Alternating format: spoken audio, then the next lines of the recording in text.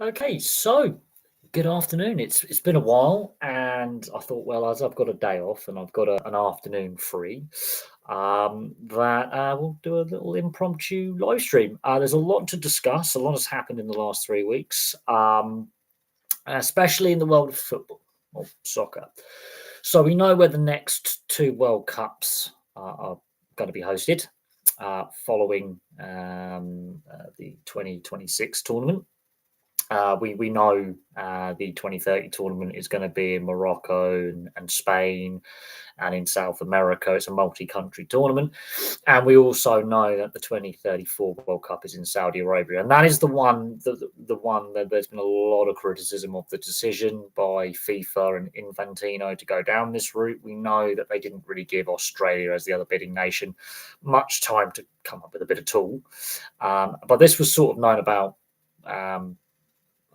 6 months ago. We knew that the 2034 World Cup was going to be in Saudi Arabia, and it seems with the way that the bidding process is going and the way they've gone around the awarding of the tournaments, we knew that the 100th anniversary tournament was going to have games hosted in South America. That proposal was put forward. Only one domestic football association has boycotted or basically sounded out against, especially the Saudi Arabia tournament, and that's Norway. And we've seen the Scandinavian countries recently raise concerns at both UEFA and FIFA level over the direction of the game and how things are going and the direction things are taking. So that's on an international standpoint. We also know that female players are not happy with Aramco as a major sponsor for tournaments going forwards, and they've raised concerns. About 100 players have written an open letter to the FIFA General Secretary Board. That includes Infantino. So there is that. Hello, Robert. How are you doing? Yeah, I mean, I've got a day off today. Obviously, you're always when we're on the day job and you see us and you say hello to us when we're emptying your bins and all that.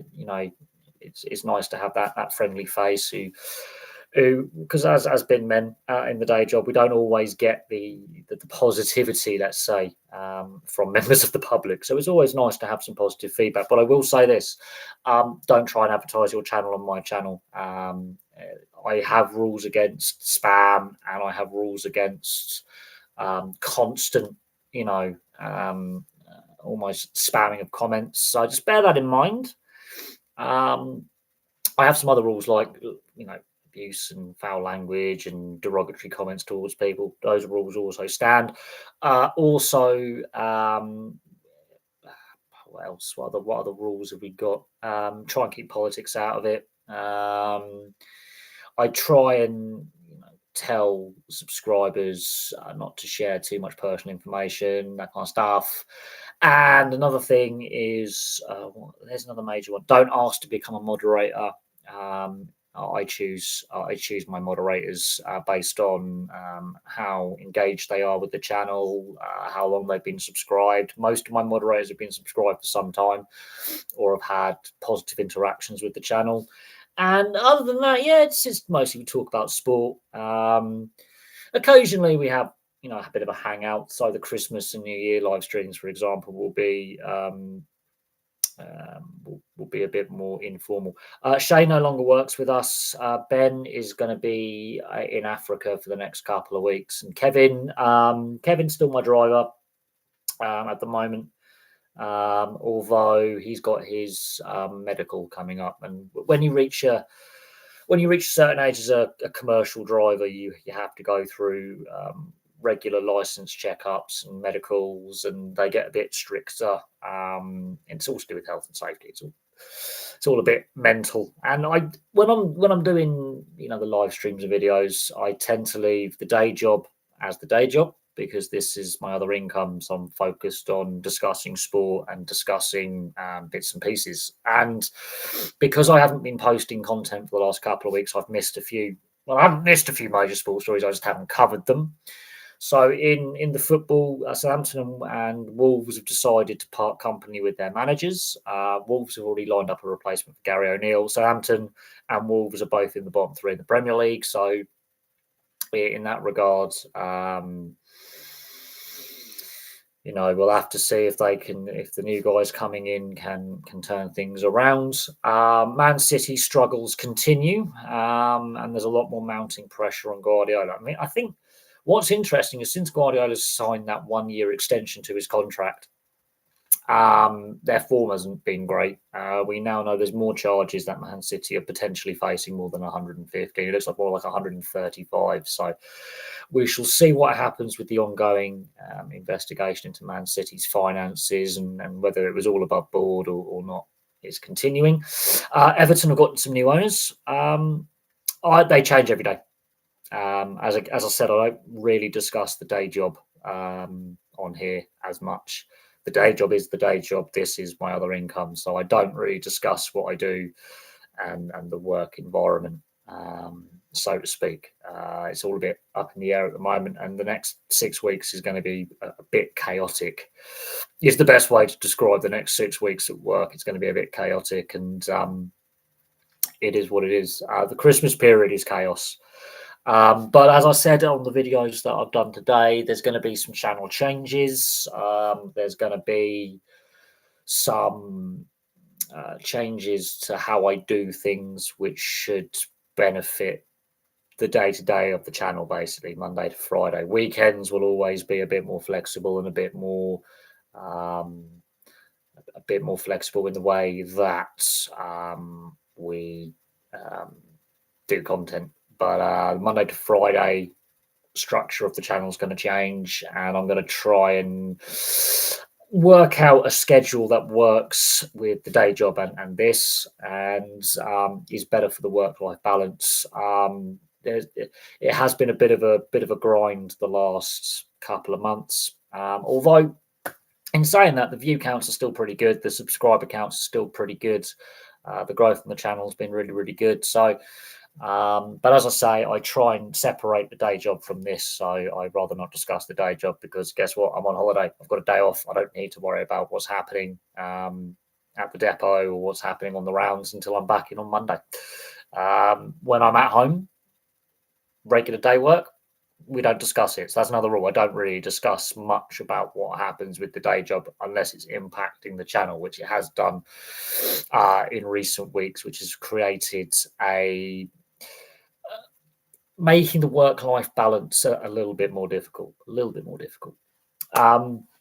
So back to sports content and discussing sport. Luton look likely they're going to get their new stadium built and Kenilworth Road replaced. That looks very likely to happen as well. Everton, there's been some issues with Everton Stadium. There's been some leaks. It flooded. But Everton now have new ownership as well. It's an American consortium. I've got to have to look into the consortium that has bought Everton. It will be very, very interesting to see the plans that the new ownership and the new investors have for Everton. It's going to be very, very interesting to see how that plays out. Yes, I did cut my hair again. I've had a tough couple of weeks, as I said. I've had a tough couple of weeks. I've taken a few weeks off from content. And as I say, the day-to-day work grind's been a bit tough, but I've taken a few weeks to myself. Been a bit struggling with the work-life balance and a bit burnt out. But I've had a day off today, so which I booked a couple of months ago. So was planning to be my Christmas weekend, but plans have changed somewhat. I am actually going to family for Christmas lunch. So I'm spending a few hours at my mum's and my brother's for a bite to eat. And then the Christmas Day live stream may be Boxing Day. I don't know. It all depends on timings and how that all works out, what time I leave in the morning or lunchtime and what time I come home in the evening on Wednesday. Plus, I might do the live stream Tuesday evening. It all depends on how things go with the day job, timings. And then I've got Christmas Day, Boxing Day off work, back in on the Friday and Saturday, off the Sunday, back in the Monday. and then off again on New Year's Day, and then play and catch up with work for a couple of weeks, and then the new structural changes I want to do with the channel, I will aim to have in place by the beginning of February. That's when I aim to get the new structure for the channel up and running. Annual leave. Well, obviously, Christmas Day, Boxing Day, and New Year's Day are always given if they land on a weekday, and we work the Easter. We work the Easter bank holiday, so Good Friday and Easter Monday. So it's only the Christmas period that I have to work Saturdays, generally speaking. I get set off with, I think, 20 days paid plus the Christmas and New Year bank holidays, so about 23 days. And then we can gain days in lieu for working the bank holidays. So it works out that the May bank holidays, the August bank holiday, and the Easter, Good Friday, and Easter Monday is like 5 days extra. So I get about 25 days. I earn days on top of my 20 annual. So, but I can book the bank holidays off if I so wish, which means I don't get the in lieu days. So 20 to 25. Although this year I had 21 because when Easter fell and we had to work it, the Good Friday, Easter Monday was the 1st of April. So, but my company doesn't do rollover anymore or buyback. So there is that. But I do try and keep day job discussion, unless it relates to the channel with the channel structure changes I want to bring in the new year. I try and, not basically, there's a lot going on with restructuring my job that's been very stressful since August, and we are short staffed. We are relying on agency to keep the depot running. So yeah, I want to put a bit more focus on this, but the last 3 weeks has given me a bit of time for reflection, a bit of a refresh, and given me some new ideas for content for this channel and the other channels. So I've got some good ideas for content, and moving forward, making this better. I should be close to my first YouTube paycheck as well, which would be nice. And I will do a celebratory video when we do get our first payout. I mean, as I say, some companies do obviously, give rollover or buyback, or if you don't use all your holiday, they'll pay you out for the holiday you don't use.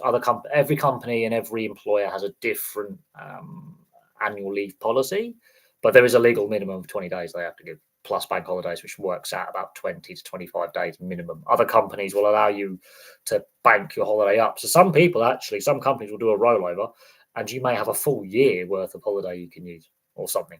It's ridiculous. I wouldn't go as far as a multi-millionaire, but look, that would be nice. But the tax man would take a lot of that. Look, if I was to get to that point, I wouldn't be doing the day job, emptying bins, now would I? I mean, look, the goal is to make this channel the sole income, self-sufficient, and give me enough to live comfortably on. But at the moment, it was baby steps. And I think the changes structurally that I'm going to bring in the new year, and I've discussed that in the 2 videos I've done today, so please check them out. It does explain a lot more in depth about what has been going on, plans I have in motion, and such and so forth. Also, it would be nice to see some of you guys as members as well, because I would like to do members only live streams rather than just everyone. I want to get the membership numbers up, and then it can make the channel a bit more self-sufficient.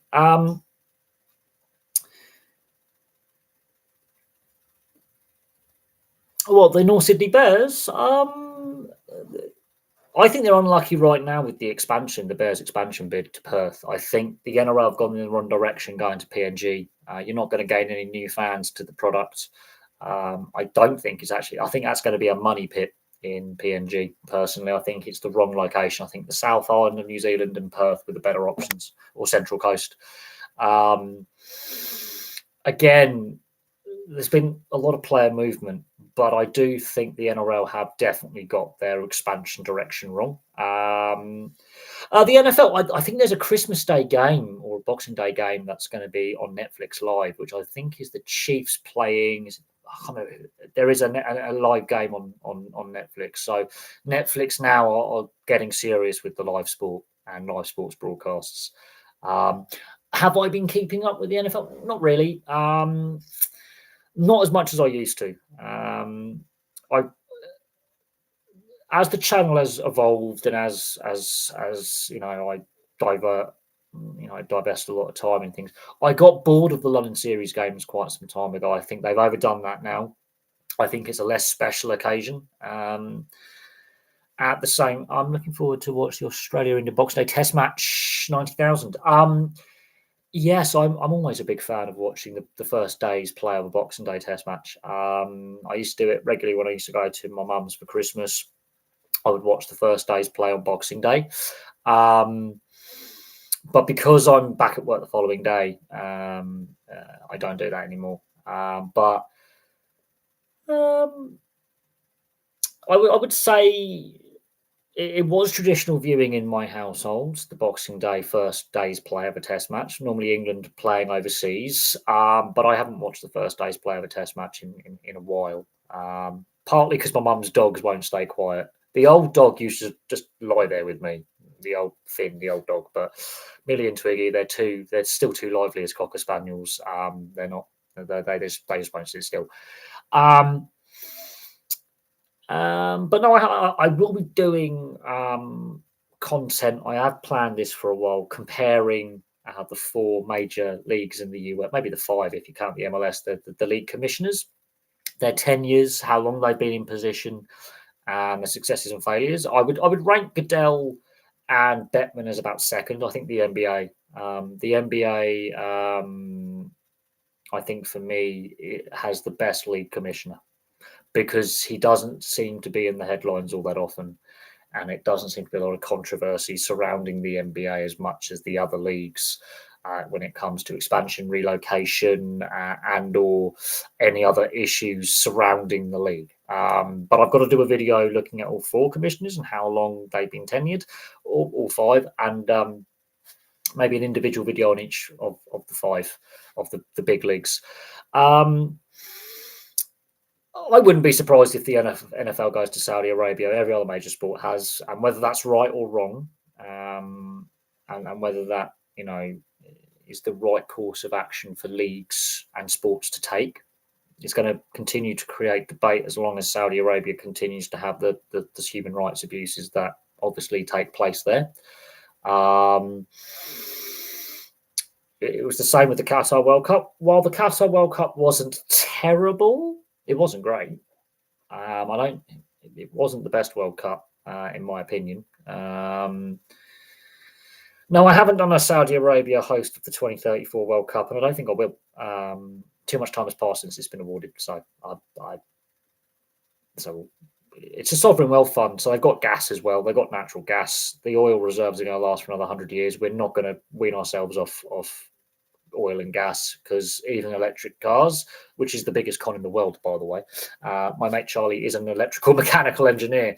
His company car is an electric car. It's already riddled with problems. He hasn't had it that long, and we're both qualified mechanics, so yeah, they're a pain in the arse to work on. They're riddled with faults and they don't last, and it actually costs more to build one electric car and run it for 5 years than just running an old Cortina for it until it blows up from new.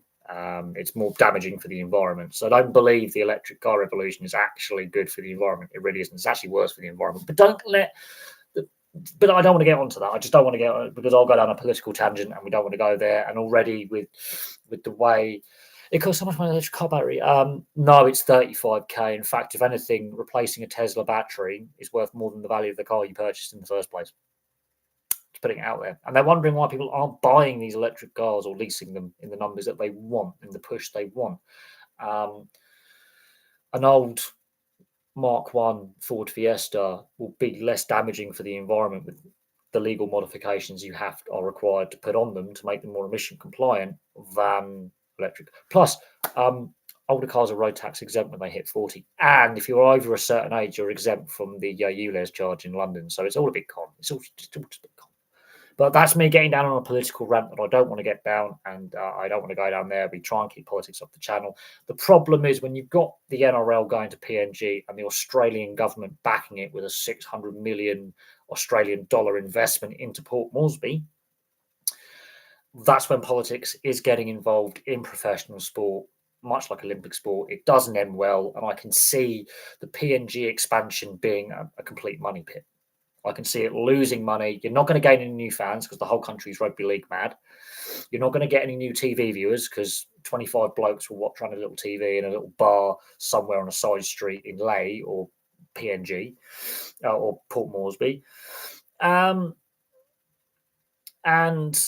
uh, this is where I'm getting at, because the Australian government is backing this expansion bid. And there will always be some kind of public money involved in professional sport, in either building of facilities or underwriting loans. But when the Australian government is dumping that much money into a foreign country, this is not assisting the Perth bid or Central Coast bid, or not assisting, or the New Zealand government assisting the South Island bid. This is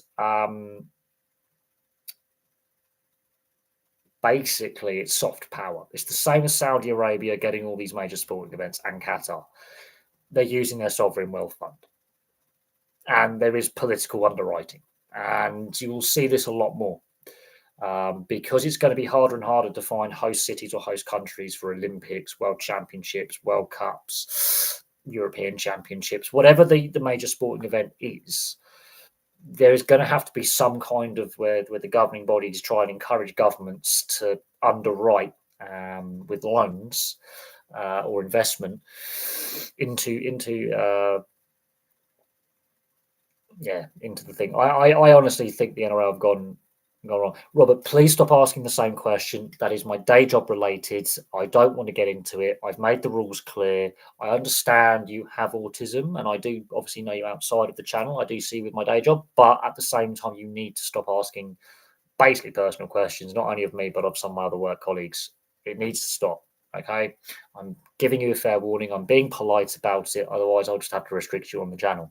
I don't want to do that. Yes, he does, but that is as far as I will go into my day-to-day work life. I try and keep day work separate from this because, firstly, I don't get on with a lot of my work colleagues, and secondly, a lot of them take the piss out of the channel and take the piss out of me, and so I don't particularly like them. And secondly, it's my day job. It's completely separate from this. I want to keep it that way. This is my other income. I'm happy doing this, but please stop asking about my day job constantly. Please stop asking about my work colleagues constantly. I will give you fair warning. If you continue to do that, you'll be restricted on the channel and blocked. And I don't want to do that. I'm just giving fair warning. I'm being fair. I'm being generous here. And that is as far as it goes.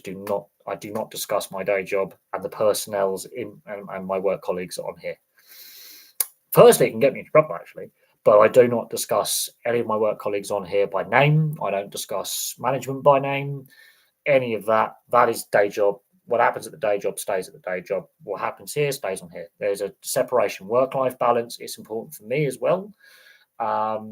I try and separate the two, which is why I'm bringing in changes to the channel and how I structure things. And yeah, we do not discuss the day job, as in personal people's names, anything like that. They have a right to their own privacy. And unless they want to be involved in the channel and contribute to the channel and appear on camera, we don't discuss them. We leave them to it. That's that. And no more discussion about my day job unless it is impacting the channel, whereby I'm having a late finish. I can't do the content I want to do. We don't discuss people I work with, management, etc. Personally, it can get me in trouble if someone makes a complaint saying I've been disparaging. So there is that. I do think the benefit of having Perth would have aided the TV and the advertising revenue from TV and the TV viewership. You've got an untapped market of about 1.5 million people, something like that. Western Australia, I think 1.3 live in the Perth metro or something, and Mandurah and Fremantle. I've got subscribers from Western Australia as well, from the Perth metro area. This is where I think the NRL has made a mistake in going in that direction, and Perth has already got the facilities. They've already got the facilities. Same with Melbourne. While Melbourne obviously got a bit of a head start by basically picking up two ready-made teams and combining them into one, there have been issues with Melbourne off the field, which I think has impacted the growth of rugby league in the state of Victoria in Australia. Yeah, Perth is an interesting time zone because Perth is the most isolated major city in the world. It's the most isolated major city in the world of over 500,000 people. I think there's over 1.1, 1.2 that come under Perth and its suburbs, and then the surrounding metro is about 1.3, 1.4. So it is an interesting place. I think the time zone would have worked really well for TV. It would have worked better for the European audience as well. And potential expats and overseas audience in Southeast Asia and in the UAE and Dubai, that kind of thing, and Oman, where there's a lot of expats who've invested, especially in the finance sector, who've got disposable income, who'd be more than happy to pay for a TV subscription. So I do think going to PNG, I don't think works long term, because I don't think.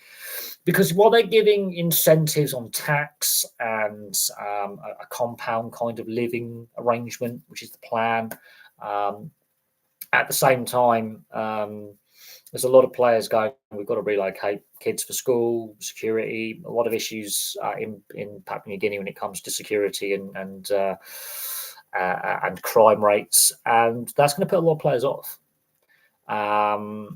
It's going to be interesting, is a player going to go there for a paycheck for at the end of their careers for 2-3 seasons, pick up the money and then retire? Because they're going to get cap exemption. They're going to be given a salary cap exemption. They're going to be given incentives for players. Now, if a young player was to go there and stick it out for their entire career, that's different. They can earn a lot of good money. But I think that's going to potentially put the eyebrows up the rest of the league who are not getting these salary cap exemptions, where the players are getting taxed because they're based in Australia or New Zealand, where the tax rates are there. They're not going to get these exemptions and benefits. And so the other teams may look at this and go, are we really, is this right? And you may see some pushback. And it'll be because you told me, Robert, and I've got friends who work with special needs people, and as someone who's got ADHD and has to go through all the tests, I know what questions they look for and ask, and I know what traits to look for. My ex-partner works with special needs and vulnerable teenagers. Another ex-partner works with special needs. I've got a few friends who work with people with learning as care workers and in the care sector and in social care. So. And you did tell me, so, and I've got a good memory, so there is that. And you did divulge it, so again, when my brother started playing chess. I find that interesting.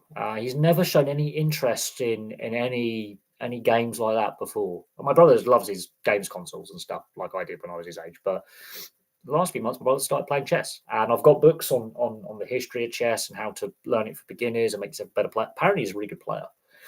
One of my cousins can solve a Rubik's Cube in like 4 seconds. So ADHD runs in the family. Right, what else? Perth is an interesting time zone because yes, it is. Well, it is closer to the Indian subcontinent, Southeast Asia, where there's a large Indian expat population in regards to a lot of call centers and IT tech startups, which have been given. Yeah, Perth is very interesting, and I wouldn't be surprised if the viewership in Bangladesh, India, Sri Lanka, and Pakistan for cricket, especially when they're playing against Australia in a Perth Test match, I wouldn't be surprised if the viewership is through the roof. What is it? 98. So that would be 26 years. Be 27 years next season that Melbourne has been established. And yeah, there's more women players who come from the state of Victoria than male players. And the NRLW has only been going since 2018. So that tells you that the growth of the sport in the men's game in the state of Victoria is just not good enough. And that's where the NRL should have invested more money, more investment, rather than chasing expansion in a foreign country. Personal opinion. South Island and New Zealand would have been a better choice than PNG. But again, that's my view on the direction the NRL's taking with the PNG expansion. It doesn't mean Perth and South Island are off the expansion list. We know there's interest there, and that's probably where the NRL will go in time, but they should have put them as a priority. Yes, the longest is in the Russian league. I am aware of that.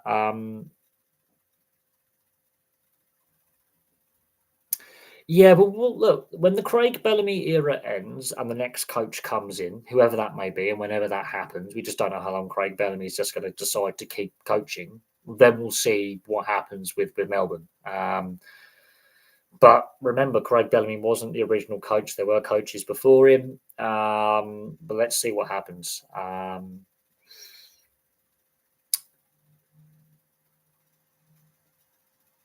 Yeah, Perth is a very interesting city. Obviously, you've got the mining industries and and natural resource extraction industry, so oil and gas, and they've got a lot of offices in Western Australia. But I didn't know that the telecommunications companies had a lot of their regional and national offices in Perth rather than Sydney and Melbourne. I find that interesting. But again, there's a big subcontinental population of Indians and Bangladeshis and Pakistanis and Sri Lankans who have gone to Perth as it's the first port of entry. And it's a rapidly expanding city. It's got a lot of tech startups. There's a lot of internet startups and tech startups in a variety of sectors in support base are in Perth. There's a lot to do with the media as well, but it's very isolated. Go outside of the southwestern corner of Western Australia, and it's just desert. And a couple of coastal towns like Port Hedland and Broome, and there's not a lot outside of that southwestern little corner of Western Australia, which is the second biggest geographical subdivision politically in the world. It's massive, absolutely massive part of the world. The Northwest Territories, Nunavut, and I think the Yukon all fit inside Western Australia. Ridiculous. So it's a massive area. Alaska fits inside Western Australia with a lot of room to spare by square mileage. It's just huge. But Perth as a city and the surrounding towns and cities in that southwestern quadrant of Western Australia are growing rapidly. There's a lot of people moving there. There's a lot of people investing there. It would have made a lot of sense to put a pro sports team there. But this is where the AFL, I think, domestically in Australia alone has got the advantage over the NRL. Is they've gone nationwide, whereas the NRL is resistant to going outside of the East Coast.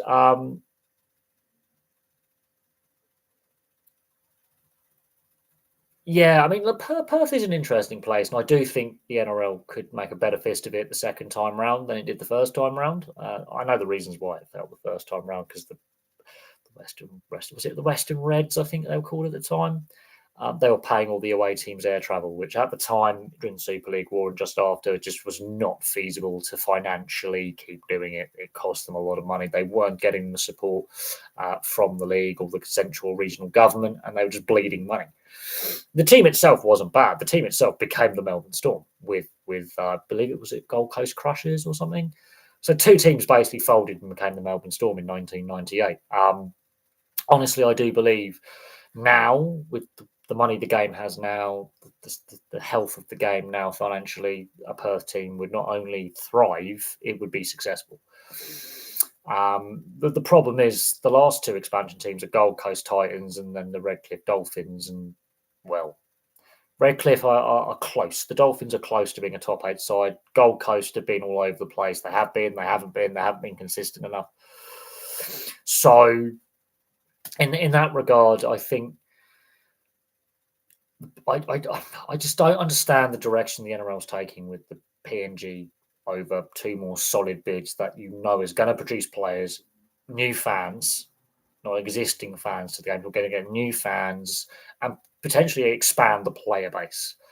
We know rugby union's got problems, and in the regards in New Zealand, the Warriors has really inspired sports fans in general, not just rugby league fans, but sports fans in general, nationwide in New Zealand. The South Island is underrepresented when it comes to professional sport, and it was a prime opportunity to grow the player base, especially the New Zealander player base, because we need a vibrant Kiwi national side. We need a strong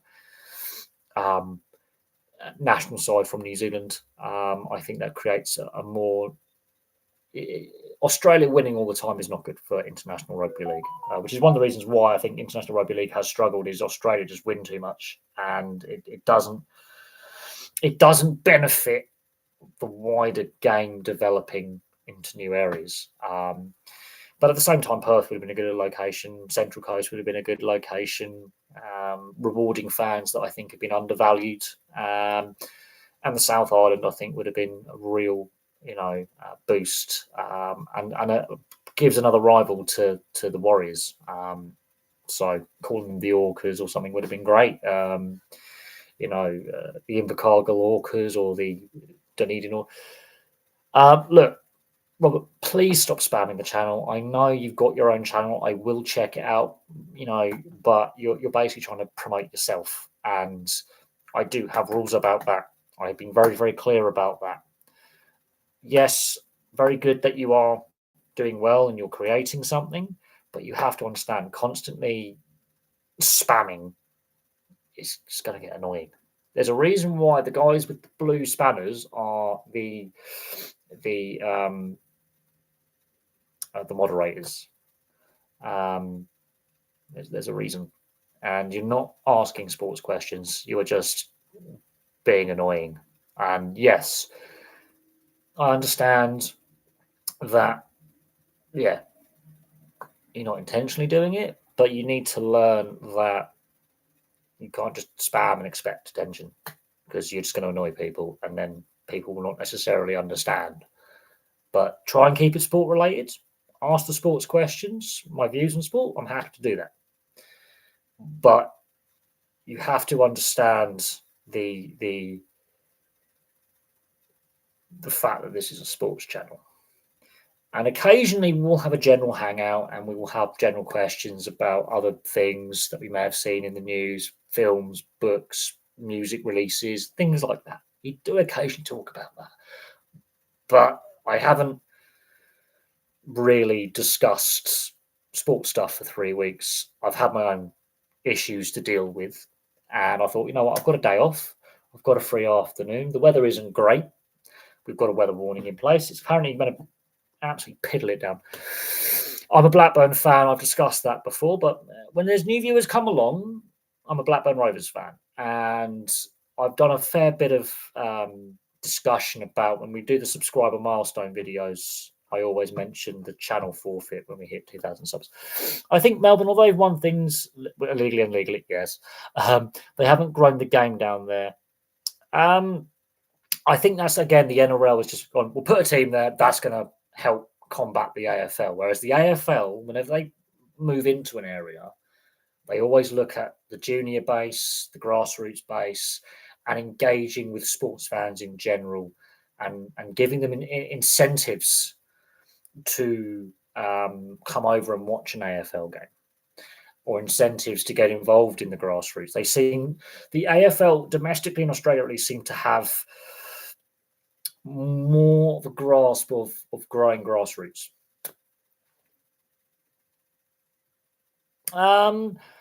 I think that the Tweed Heads Gold Coast area, I mean, I have to admit, there's a lot of players that do come from North New South Wales, Southern Queensland, who and a lot of fans who don't want to follow the Knights and don't want to follow the Broncos. So having a team in Gold Coast is a correct decision. I think the reasons why it's failed before is bad ownership, bad planning, rushing it through, basically panic put a team there. And I like the Titans now. They've got stability, but they were unstable for a long time. And that is another, they've got stable ownership now. I think there's a big player junior base there. I think it's important to have another team in Southern Queensland that isn't called the Broncos. I think the Dolphins also helps with that competitive nature for the junior base and to keep the Broncos. The Broncos basically were lauding it for so long that they weren't being challenged in the Southern Queensland region. And putting a Gold Coast team in there is the right choice. but you also need a Central Coast team, and that's where the Central Coast Bears or the Perth bid would have worked really well. And I think you've got the facilities in Central Coast. There's a good junior base there. There's a good grassroots base there. There's a good women's comp in Central Coast, which has helped with the NRLW. I do think there have been mistakes made, but you do need a team in Gold Coast. The reasoning behind it is flawed. The NRL has made a lot of missteps, and the former New South Wales Rugby League and the former Super League and the former ARL and all that precursor, they have made mistakes. I think now the Gold Coast team they have now is a good setup. I think they've got it right after all the missteps. They're not going to go anywhere. They've got a fantastic facility. They've got a fantastic junior base, and they've got some good young, solid players. And they are, I think, trending in the right direction. They need to give Des Hasler a long leash, basically, in my opinion. Gold Coast are like the London Broncos. The London Broncos have been around and more stable than the Gold Coast franchises, plural. But the London Broncos, again, have had the rug pulled out from under them with the IMG grading system and the Super League Cubs basically trying to ring fence themselves from promotion and relegation, which I think is going against the entire sporting culture our country has in the Northern Hemisphere. But, I don't know who's going to win the Premier League. The festive period normally is the make or break. So the next 3 to 4 weeks is where the season is made or broken. But Man City, I mean, if they can't turn it around, they're not going to win. But I think at the moment we've got some surprises in there. I think we're going to see some shocks. I think it's Liverpool's to lose at the moment. They're the favourites, but they're not guaranteed to win it. Yeah, but you could argue. I think Plough Lane is the right location now for the Broncos, and I think I think AFC Wimbledon want to keep them as tenants because it gives them income as well. And crowds were improving as the season went on. But I do think the way the Super League is run, the IMG grading system, the whole lot, I think the whole thing is a farce. Rugby League in the UK and France is going backwards. It's been mismanaged for decades, and the mismanagement's catching up. And same with Rugby Union. But at the same time, I do like the fact that the Broncos did re-release the retro 25th anniversary edition kit. Was it 30th anniversary edition kit? The checkerboard one, the quadrants, and it was reasonably priced as well. And it is exceptionally desirable. It's not traditional rugby league design. It's more of an old school rugby union association football design in the sense that it's the 4 squares with different colours. But it is an iconic kit from the 90s, and to get a 90s one is impossible. They're like hen's teeth. But that anniversary kit they released as an alternate third, fantastic kit. I'm annoyed at myself that I didn't get my hands on one. No, they weren't the best team or squad, but they gave it they showed they had fight, whereas Hull FC just put the queue in the rack, knowing that they weren't going to get graded lower than an A grade, which is where the IMG grading system was an absolute joke.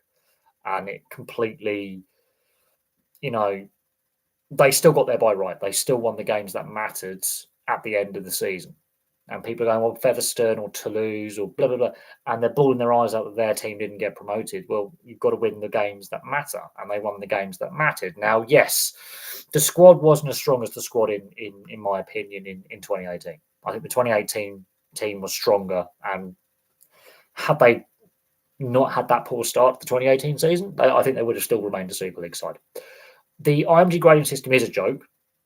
And Hull FC played the joke very well. They played the system. They just stopped playing, played like shit, stayed up. They knew they weren't going to get graded below an A, so they were never going to get relegated. And I said this at the start of the season. Wigan, hypothetically, and I did say this, London Broncos would have made the grand final, made the Challenge Cup final, and still got relegated. We didn't, but Wigan could have lost every game and been a grade A side because they're relying on what you've done in the past, not what you're going to do in the future. And the grading is flawed. And I will make a political reference. It's like NHS league tables and school league tables where you've got to hit targets. And in the end, it actually harms rather than helps in making sure kids have good education and healthcare outcomes are good. And so it was a flawed system from the get-go, and it is continuing to be a flawed system. And I don't think look. I've looked into IMG, and I'm not a big fan of them. With the other sports they're involved in, I'm not a big fan of them. I think, Newcastle went bust, reformed, and they were ranked higher than the London Broncos. That was a joke. I'm sorry, the Thunder going tits up, reforming, dropping down a league, and being ranked higher than a team that's made it into the Super League was farcical. So I can't. And, foundation clubs like Halifax are about to go belly up. Salford have got an uncertain stadium future, although there's rumours and reports circulating that a funding deal has been acquired. You need a team in the capital to make it a nationwide league that can then get recognition in the mainstream media, because it's M62 and there's an obsession from the RFL. The TV deal is bad enough. Every game broadcast live is worth less than the last deal with Channel 4. Now, BBC does a great job with the Challenge Cup and internationals and does a great job as a free-to-air broadcaster. I'm not a massive fan of the BBC at the moment with some of the issues going on with the BBC, but the BBC stepped up where Channel 4 didn't want to extend their contract for whatever reason and host a few extra games, plus they host the internationals and Challenge Cup. So actually there's more free-to-air games now than before. Sky are the ones who decided, we're going to do it on the cheap, and the RFL agreed to that. The RFL, right, sold the rights package for less money with IMG backing. Whoever is in charge of RFL commercial deserves to get the sack. They're probably going to get promoted, but working out, you've got every game live. So you're not surprised there's empty seats at grounds, allegedly, because have every game live with no blackout is bad for attendance. No, attendance has been shit for years. The product is not great. You compare, the bottom 4 teams in the NRL to the Super League. Week in, week out, not just on a World Club Challenge game, but week in, week out, day in, day out. It's not. The NRL teams are in pre-season when the World Club Challenge is played, so they're put out weekend sides anyway. They're not all fully match ready. It's a training run for them, and historically the World Cup Challenge is skewed towards Australian teams anyway.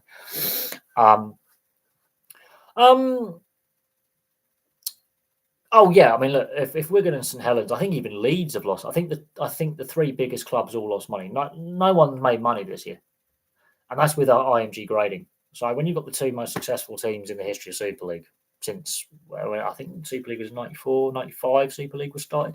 If they're losing money and making record losses, the IMG grading system is not going to work, because it requires teams to overspend, right, to make the improvements necessary to become grade A or grade B. When you've got Wigan and St Helens bleeding cash, it's going to be ruinous. Clubs are going to go into administration. Oh, wait, they are. Who knew? Who knew? I mean, unfortunately, the TV deal sucks. It's a heavily gate-driven league. There's empty seats at games, so clubs aren't filling stadiums. Clubs have got stadium issues. And apparently, because I'm a Broncos fan, apparently we don't have a fan base and we're not a rugby league club, and all this BS from gatekeeping fans from the M62 who think the game should stay up the north and be only northern at all. Wake up, people. It's a global game that is killing itself by poor administration, poor growth strategy. And even I can't remember who it was in the RFL a couple of years ago said we need to change our growth strategy to look at the Midlands and the South. We are, and that's where the money is. Parts of the East and the East Midlands, not the West Midlands, the East Midlands. We're talking like Nottinghamshire, Leicestershire, going towards Lincolnshire and East Anglia and the home counties is where the money is in this country. The M4 corridor is where the money is in this country. It's South Coast. They're not growing in the right areas where rugby union is starting to go belly up, but there's great facilities. There's people who want to play both codes of rugby. Rugby union's got its own crisis where they can go, right, we've got dissatisfied players and dissatisfied fans. We'll give them a simpler game that's played at a faster pace with just as much, if not more, physicality, which the fans love. But we're going to wrap the players in cotton wool and make stupid reactionary tackle rules rather than just putting a waiver into their contract saying you accept responsibility. We're just going to look after you better, but there's going to be injuries.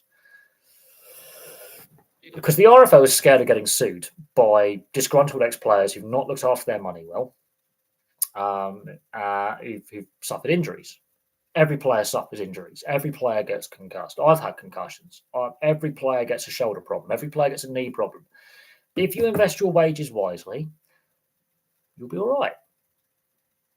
You may have to pay some medical insurance, but you'll be all right because we have a state-funded health service, right? If you don't invest your money wisely, and a lot of these younger players in the last 20 years haven't, because they haven't had the day job where they've been part-time player, technically professional, but also learning a trade, going out to work, and they've been given these contracts. They've earned more money than other people in their age range. So when they're 18, 19, 20, 21, they're on 5-6 figure salaries when, 50, 60, 70, 80 grand a year, 100 grand a year, when someone else in their late teens, early 20s is lucky to rake home 15 to 25 grand a year. They're getting paid well above the national average in money. So especially up north where housing is cheaper, they can already buy their first house by the time they're 22 outright without a mortgage. If they've invested wisely, they've had these opportunities. Sorry, I've got no sympathy for some of these ex-disgruntled players. I have a lot of frustration with the clubs, the player agents, the game itself not helping look after them in a certain aspect when got to protect the players from themselves. Concussion is a big thing. Head injuries is a big thing. But at the same time, some of these players do stupid. Zach Hardacre, for example, I mean, how has he still got a career? He's had so many chances and he is just a homophobic, racist drug addict. Let's be honest. There's only so many chances you can give someone to screw up, and he continues to screw up. How he's still got a career is beyond me. It's bad luck for the game, player misbehaviour. I have issues with those with mental health and addiction problems, and making sure that if they have put their hand up and say, look, I'm struggling, I'm being honest about it, I'm seeking help, whatever. But at the same time, when you've given this player multiple opportunities to clean his act up, get the support required, yet he's done drink driving, fleeing a scene, drugs, assault, homophobia. He's just generally, I try and keep the swearing off, but he is a bellend. He's the type of person that you've given the opportunity to get help. He continues to misbehave. I wouldn't be surprised if when he was out in Australia with Penrith, when he was absolutely useless, he was misbehaving there as well. I've got no doubt that he's probably misbehaving as we speak, and he brings the game into disrepute. And the game is not saying, right, we're going to ban you. You're done. We're not going to give you, we're going to deregister you. You've had your opportunities. You've had a very privileged position. It's a privilege, not a right, to be a professional athlete. Now, yes, in certain aspects, yes, you can understand why certain high-profile athletes do struggle with drink and drugs and the pressure and mental health, and they do struggle, and they're not looked after. And that's where professional sport needs to look after them better. But when you've got high-profile players getting involved with racially aggravated assault, actual proper criminality. Look at the Mason Greenwood situation. The audio and the video speaks for itself. How anyone can continue to support him. He's not out the woods yet. The case has been shelved, not dropped. He still technically could face charges. It was only because pressure was put upon his partner to drop charges or refuse to give evidence. There is a point where you go, okay, this player is struggling with alcoholism or drug addiction. He's not doing it to be a dickhead, or she's not doing it to be a dickhead. They're generally struggling in a bad place. And I've discussed this before, how we're not good as men talking about our problems. And that is where the sports, the clubs, the player agents, their advisors, their family members, their friends, their teammates need to go, we'll get you help. We'll look after you. That's where they're failing in regards to mental health, mental well-being, physical well-being. At the same time,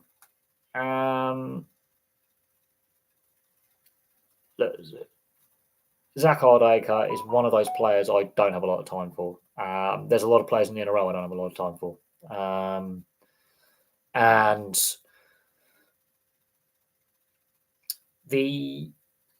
it is the image you're projecting. So rugby league is a great sport. And without this sport, a lot of the players who play it would be involved in gangs, crime, drugs, and going down that slippery slope. And a lot of players have put their hand up saying, without professional sport or the avenue of even being an amateur and playing, I wouldn't have had the life skills to steer myself away from the negatives in society. At the same time, there are still far too many instances of players behaving like Zach Hardacre. And I look at the NRL and I look at Super League and I look at the amount of players and the amount of times since this channel has existed since 2017, where I've done a video where this player has got a suspension, this player is facing criminal charges. The no fault, no stand down policy, Jack de Belin, that saga dragged on for several years, was very, very damaging for St George, the player, and the league. And yeah, I have my frustrations with the constant misbehaviour of the player base. It's the same with any sport. Same with any sport. I think they give the young players too much money too young. At the same time, they're not guiding and educating these young players when they're coming through the age grades and coming through the reserve grades and coming through the system. And I look at the Brisbane Broncos, for example. They've got a terrible culture. Now, Michael Maguire, I think, is the best coach out there to change the culture, but they've got a real bad culture. And it's summed up with the players' attitude. And there seems to be, they are overpaying the young players too much too soon.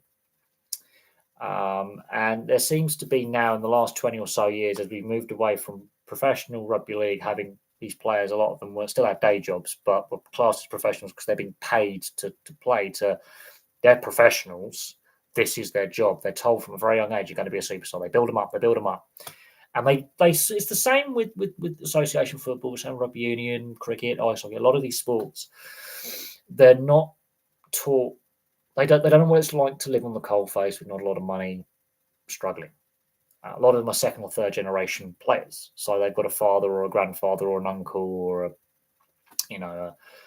father, a cousin, or they're second or third generation players.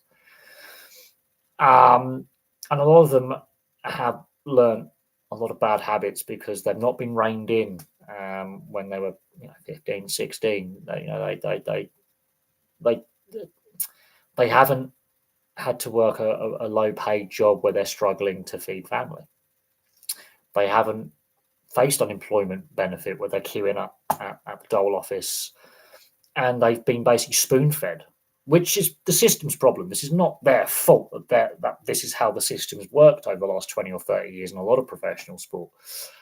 But unfortunately, it's led to an attitude of entitlement and pampered privilege. And as I say, it is a privilege to be a professional athlete, all right. And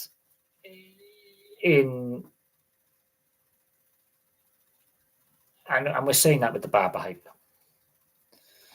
Now, I have no doubt that back in the 70s, 80s, and in the early 90s, we actually know there was a lot of stuff went on that, if we are to look at it, wouldn't be acceptable. If they were to do the drugs testing for recreationals back then, they would have most of the players would have most likely been suspended. And I do think they need to start really cracking down and enforcing a more positive culture. And actually, when the players are in the Jersey Flegg and the New South Wales and Queensland Cup, actually, while they're outside the top 30 and on developmental contracts, actually make them get day jobs, make them learn a trade, make them work in an office, work in a cafe, work in a warehouse, actually make them, as part of their developmental contract, actually get a day job. I think it would serve them better and give them better life skills and better opportunities, for their own personal development. And it may actually,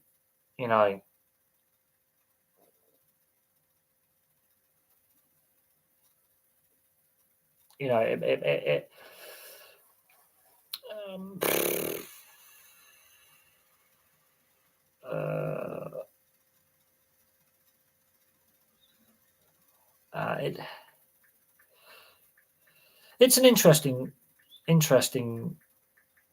It's an interesting one. I'm just messaging a friend who's just messaged me because my phone keeps going off, and it is a bit annoying. And when you've got ADHD, you try and focus on one thing, and then something else distracts you. But no, I do think making developmental players when they're between the ages of 16 and 18, 19, when they're on the verge of first grade, they haven't necessarily broken through, giving them a lot more job experience and make it part of the contracts. Uh,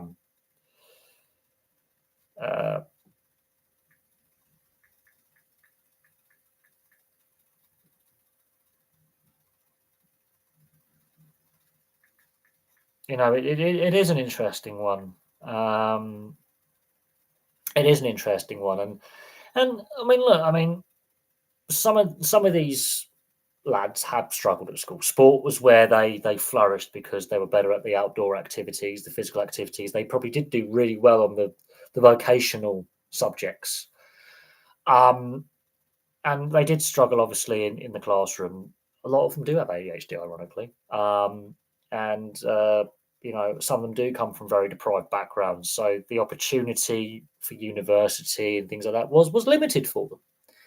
I just had to message someone. It's really frustrating, being having ADHD. I always say this, but at the same time, I think there's too much influence with the player agents as well who want to get their fee, and so they negotiate some really ridiculous contracts. And I don't think the NRL or the Premier League or whatever major league it is, NHL, NFL, whatever the major league is, does enough, I think, to prepare, because some careers are short. Some players only last a couple of seasons, if that. Some players don't even make it to senior level.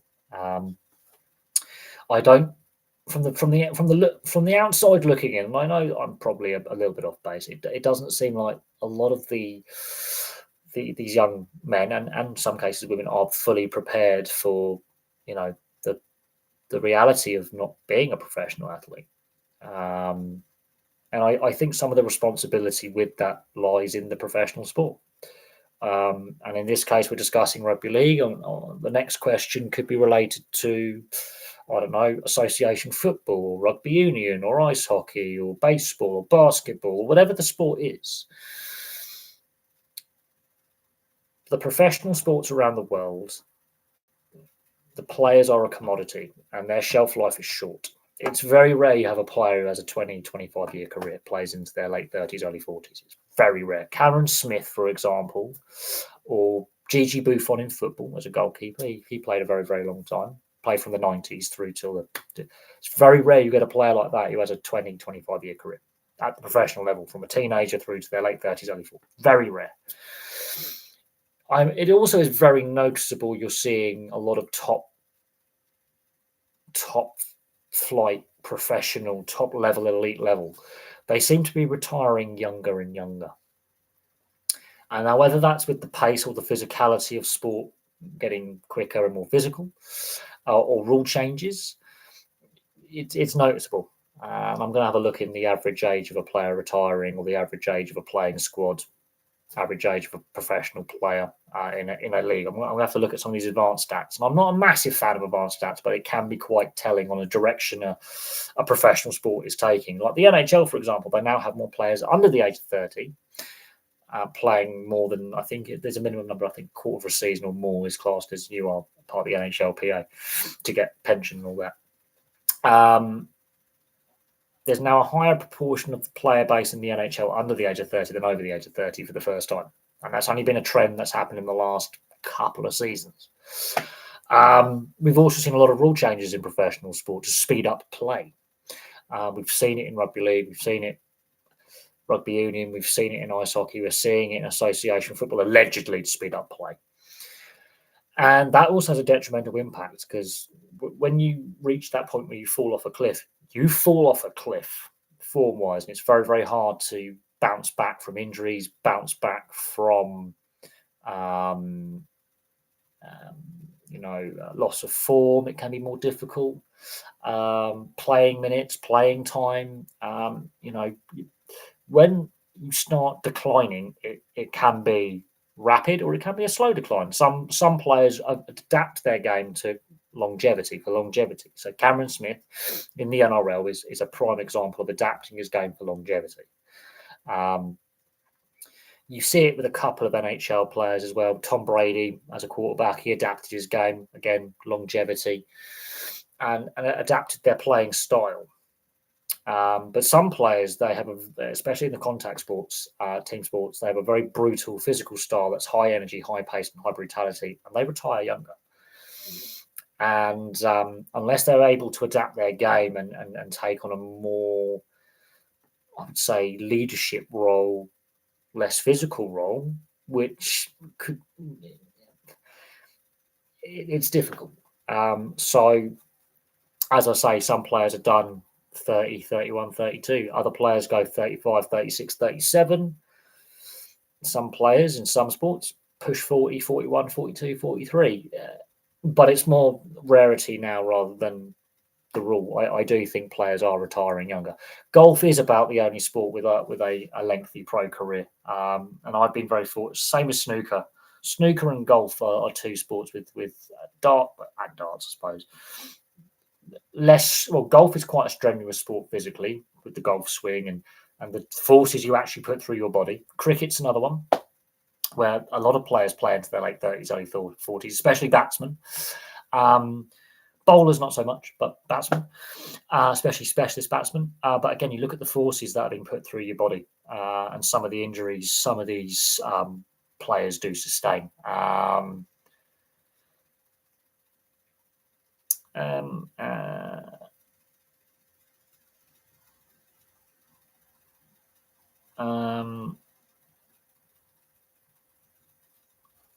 But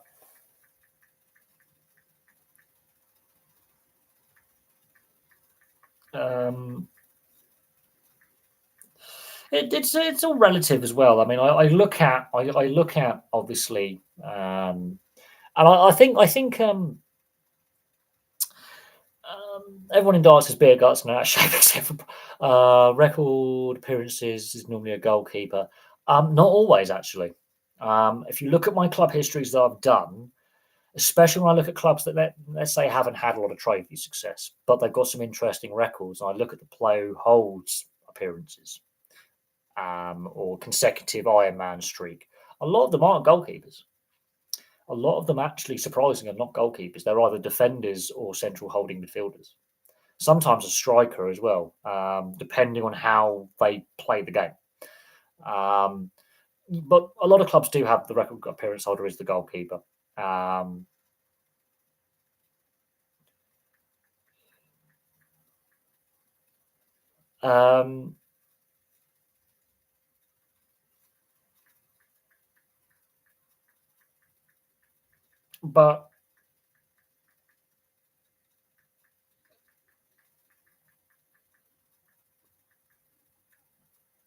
I would say Newcastle Everton's goalkeeper. Yeah, well, again, especially in the early days, didn't have substitutes. So the goalkeeper, unless he was properly injured, the reserve goalkeeper would be in the reserves. But no, there were some players just nailed down a position. So I think Juventus, I think it was Dino Zoff. He was number one for like 20 odd years. But there are other players, outfield players, who adapt their game and play multiple positions. So Dion Dublin, for example, started off as a centre forward, finished his career as a centre back. Started at Cambridge United, finished at Cambridge United. There you go. Dion Dublin. There is a player to look at who started as a centre forward, ended up as a centre back. But you look at some of the especially when you've got a very dominant player in a position. And this is before the ages of substitutes. When squad sizes, you would actually have two squads. You have the senior squad or the main squad, first team, and reserves. Because you didn't have substitutes, if the goalkeeper goes down injured, the outfield player goes in goal, and then the reserve goalkeeper gets called up, and then the under 21s goalkeeper would play for the reserves. But no, there were some players. Goalkeepers, yes, they generally have a lot of appearances, but in the modern game now, you rotate your goalkeepers. You'll have a cup goalkeeper and the regular game a regular league keeper, and so that one goalkeeper would have a rotation with his backup or backups. Some clubs have 4 or 5 keepers on the books who rotate. Other clubs will only have 2 or 3. But you will find that you will have an Iron Man player who plays every minute of every game in a season, generally a centre back or a defensive midfielder. Well, the netball, Nottingham. Yeah, women's netball's done quite well in this country over the last decade or so. They've got a good TV deal with Sky. There's some good sponsorship there. There's some good centralised funding.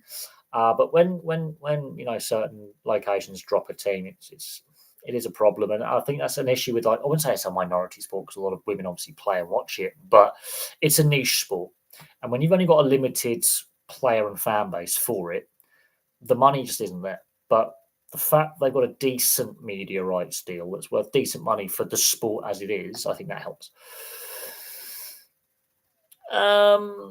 Yeah, I think that the rugby league has changed. Rugby league has changed with rule changes, the interchange, the pace of the game, the physicality, the fitness levels, the more professional nature of the game now.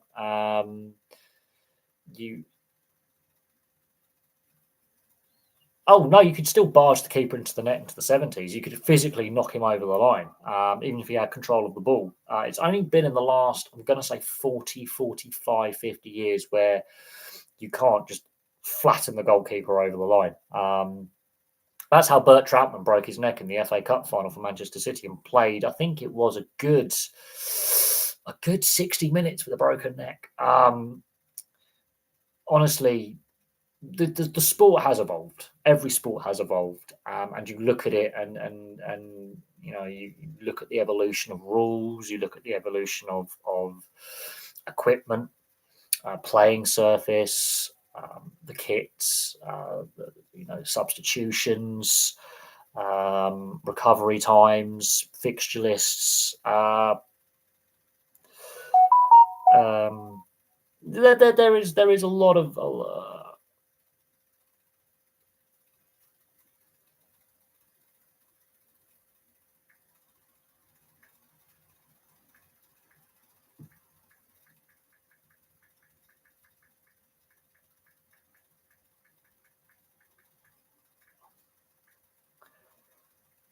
I mean, but then there were competitions. You have the Yorkshire Leisure Cup, BBC Floodlit Trophy, League One. I mean, look. I mean, as I say, sport evolves. The rise of professionalism in a lot of sports.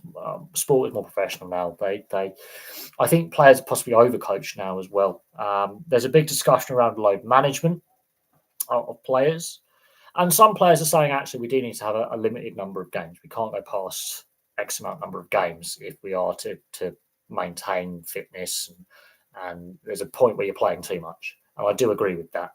I think the way we're going with football right now, I think UEFA and FIFA and CONMEBOL and CONCACAF and the other confederations, I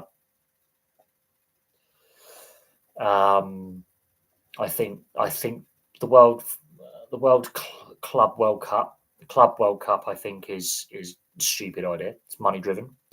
AMCO Cup style competition returning in Australia, but the players would never allow it. They already complain. I do think reserve grade should be reserve grade. I think there's enough money in the game to you would have your second squad basically there match fit.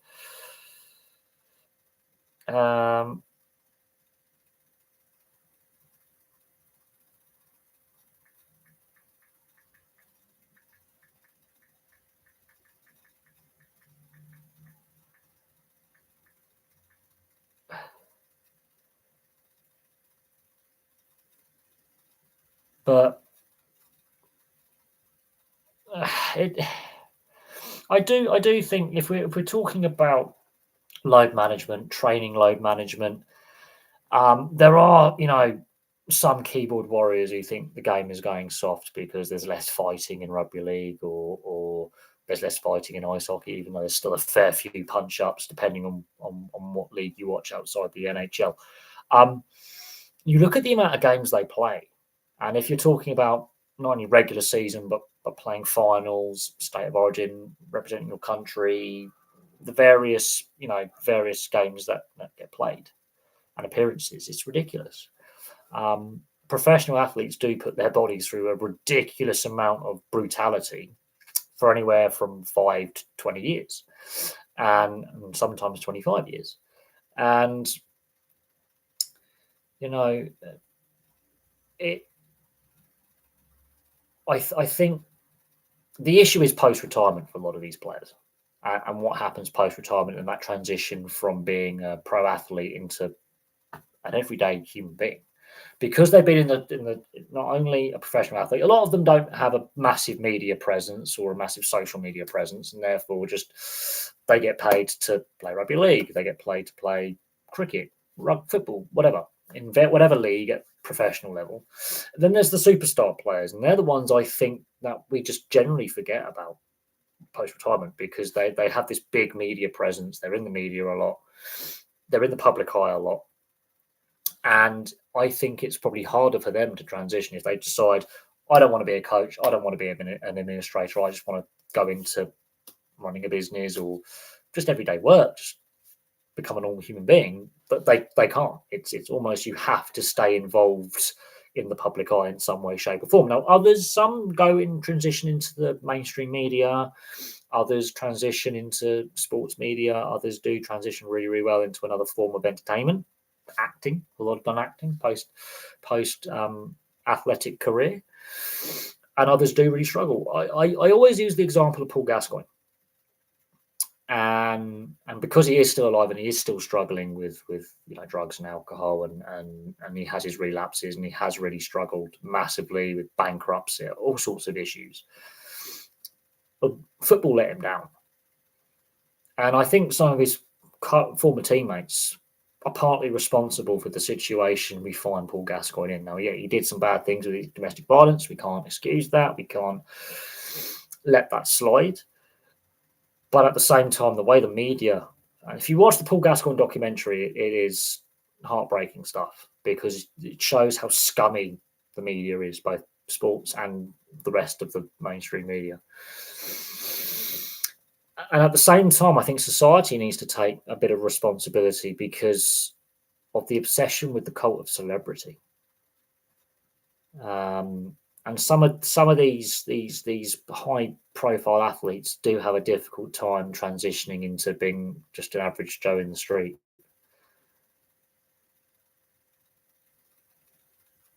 And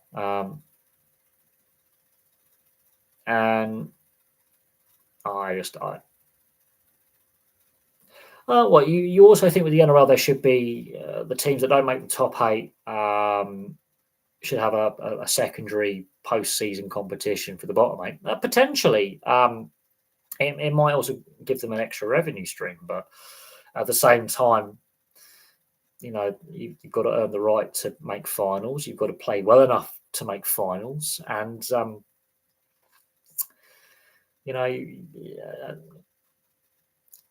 I think the top 8 system, how it works, I think that there potentially needs to be a bit more of a random nature to the draw, similar to like our FA Cup or Challenge Cup here, where you pull a number out of the hat and go, Melbourne Storm are playing, I don't know, Brisbane Broncos, for example, or the Cowboys are playing the Raiders.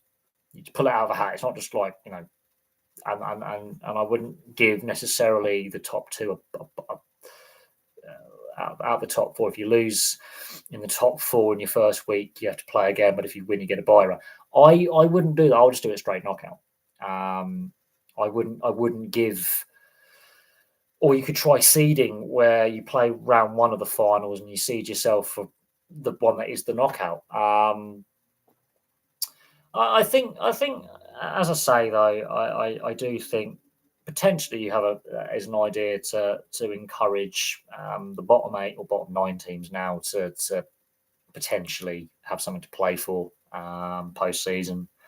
I also think that the top 8 format potentially make it a bit random.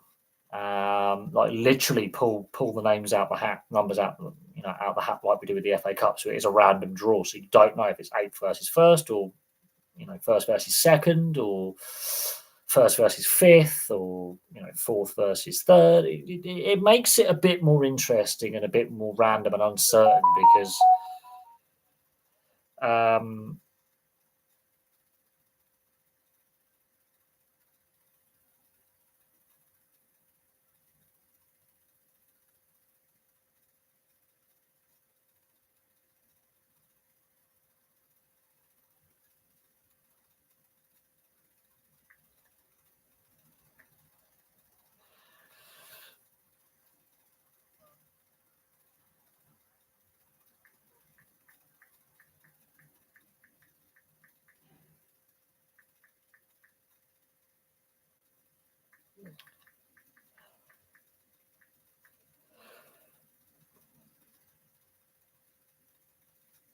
but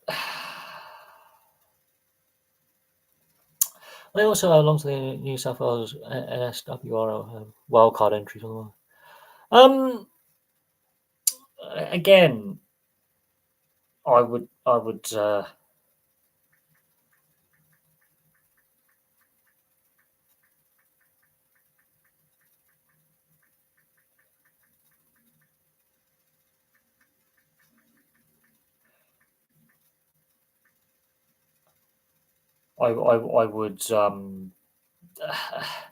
but again, you've got to obviously that was back in the day, and now with the way the financing of the league works. Firstly, I don't drink, and secondly, I have no one to date, so I'll be dating myself. It'll be a table for two, and I'll be eating both meals. I couldn't afford a meal out anyway. Um, although I mean, everywhere's all booked up for Christmas, and there is a nice Italian restaurant nearby to me that I'm tempted to go to one day for lunch, just for lunch, just get lunch, just bite to eat. I think for a 3-course meal is like £15, so that is not bad. I am tempted tomorrow morning going to town. There's a local little cafe, an independent cafe I go to. Just grab a hot chocolate and a French style pancake crepe, which they put filling in, like it could be like strawberry sauce or not chocolate Nutella or something like that.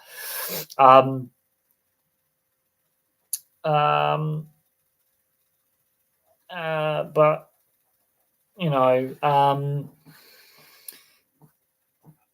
I don't eat out often, if that makes sense. It was only last weekend when my friends took me out for my birthday meal, and then we had went to an Anglo-Italian cafe, which is a mix of Italian food and British food.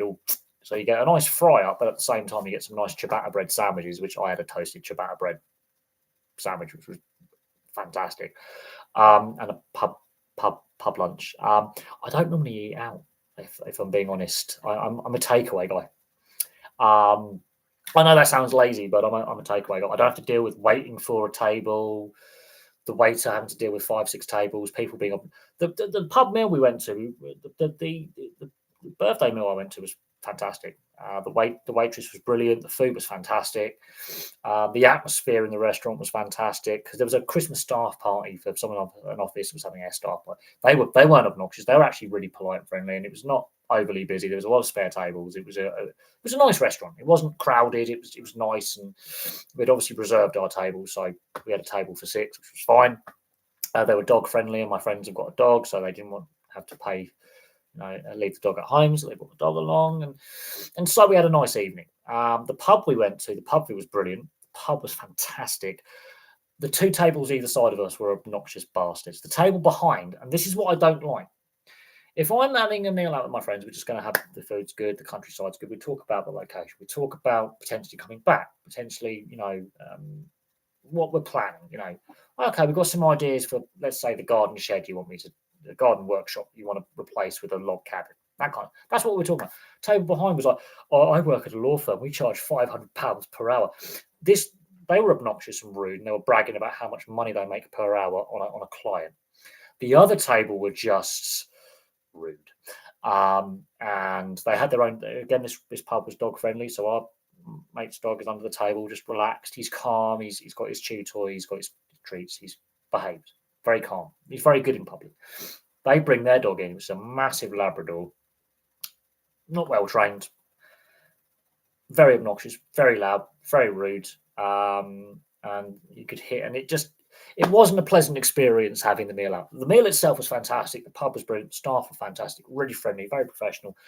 Beautiful meal. I'm not going to even lie. That roast beef was fantastic. It was a beautiful pub. It was in a beautiful part of the country. In the Chilterns, it was lovely food. Brilliant staff. The aesthetics were nice. It was the tables either side, and that's why I hate going to meals out. Is unfortunately you get surrounded by obnoxious.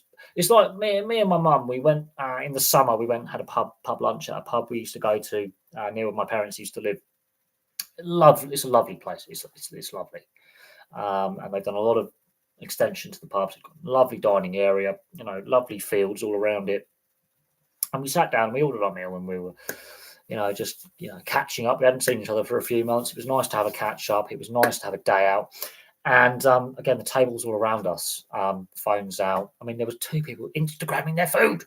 I hate that. I was half tempted just to go, I'm having that. Thank you. That's a nice burger. Again, food was lovely. Staff were very friendly, really good. I mean, it was a nice day out. The weather was decent. It was nice just to get out of the flat and enjoy a day off and enjoy company with my mum and have a meal out and catch up. But again, the meal was ruined by the tables near us being obnoxious bastards and being rude to the staff as well. I've worked in the pub industry, right? I've worked as a barman, I've worked as a waiter. I hate it when customers are rude to service staff because A, they're not well paid. B, a lot of them are quite young. They're 18, 19, 20, 21, 22. So this is their first or maybe their second job. They're probably students. They're very young. They're very inexperienced in the ways of the world. They're going to make mistakes. They're going to at times get a bit overwhelmed with large groups of people, especially if a restaurant or a pub is short staffed, and you've got a lot of drunk, aggressive people, predominantly men, but also women can be very, very nasty as well. When you've got large groups of people and they're very demanding, they're very rude, I don't like it. If you are respectful to your waiting and serving staff, you're going to get better customer service. You're going to get treated like a prince or a princess. Not going to like it. You'll get treated like royalty. If you treat them like shit, the service is going to be shit. They're going to want you out. They don't care if you leave a shit review because they know you're not going to come back. Guess what? The rubbish has a way of dealing with itself. Unfortunately, it's a very stressful job. It's very high-pressured, high-paced, low-paid. And there's a reason why pubs always choose students, because they know the staff turnover is going to be there. No one's going to want to be a barmaid or a barman in their 50s. No one's going to want to work in a kitchen in their 50s. No one's going to want to be a waiter in their 50s because the wages aren't there. And that's why a lot of, when you go into a pub restaurant or a gastro pub or even a country pub, a lot of the bar staff, unless it's family owned, they're going to be young, they're going to be off their feet, they're going to be rush. And they are treated terribly. Customers treat them terribly. And I understand why there's a lot of people who've left the service industry and why the service industry is crying out for staff. But there's a reason why I won't go back into pub work, bar work, and being a waiter. You're just not treated very well. It's not a great career path. The wages aren't good enough. And unless it's a proper family-owned establishment, it's generally not worth working. If it's a family-owned establishment, they treat their staff really, really well, and they have really loyal customers, and you generally get nice customers. If it's a little family-owned little cafe or a little family-owned, and it's centered in the community or in the village, town or village. But if it's a chain restaurant or a chain pub, generally the staff don't stick around long. Generally, they have the worst customers. But that's why I got out of the industry. And that's why I'm glad I actually do the type of job I do now, where I'm out and about and I'm out outside, grafting away. It's the type of work I like. And while I love doing YouTube and I do like doing this, it does burn you out sitting in front of a laptop. And because of my ADHD, I get very fidgety and I do get burnt out. And that's not an excuse. That's just reality of life. And I can't focus for too long. So you'll notice in this live stream, I've wandered off tangent a little bit. I've wandered off and gone off topic, or I've spent a long time on one topic and not another one. But there we go. But no, me organising a date, no, that doesn't happen. I don't do dates. I've been single for 3.5 years. What's a date? I don't know what a date is, by the way. Very out of practice. Wouldn't know my arse from my elbow. And I don't. And wine is. when I used to drink, I used to like my wine, but it has to be from a specific part of the world. Um, Central Italy, yes. Sicily, definitely. Bits of Spain, and that's about it. Maybe Maltese wine is actually quite nice, but I'm very finicky. New Age wine is not as good. It it but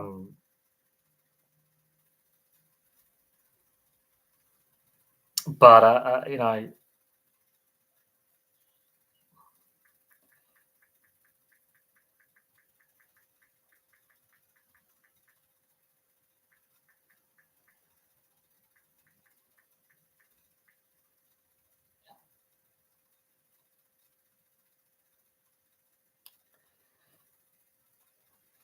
but it is what it is. I mean, why do friends keep messaging me all the time? But at the same time, um, yeah, there is a reason why the staff turnover in the hospitality industry is very high. And let's just check the sports news quick because obviously it's a Friday and it could be another managerial sacking, no doubt. I am surprised actually with the number of sackings before Christmas this season.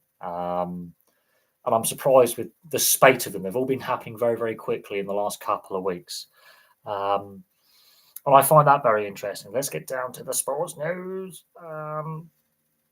because I always find it very, very, very, very interesting. Okay. Oh, here we go. There's some injury news. Ruben Dias is out for 3 to 4 weeks with an injury for Man City, so their injury concerns continue. The League Cup, Fraser Forster.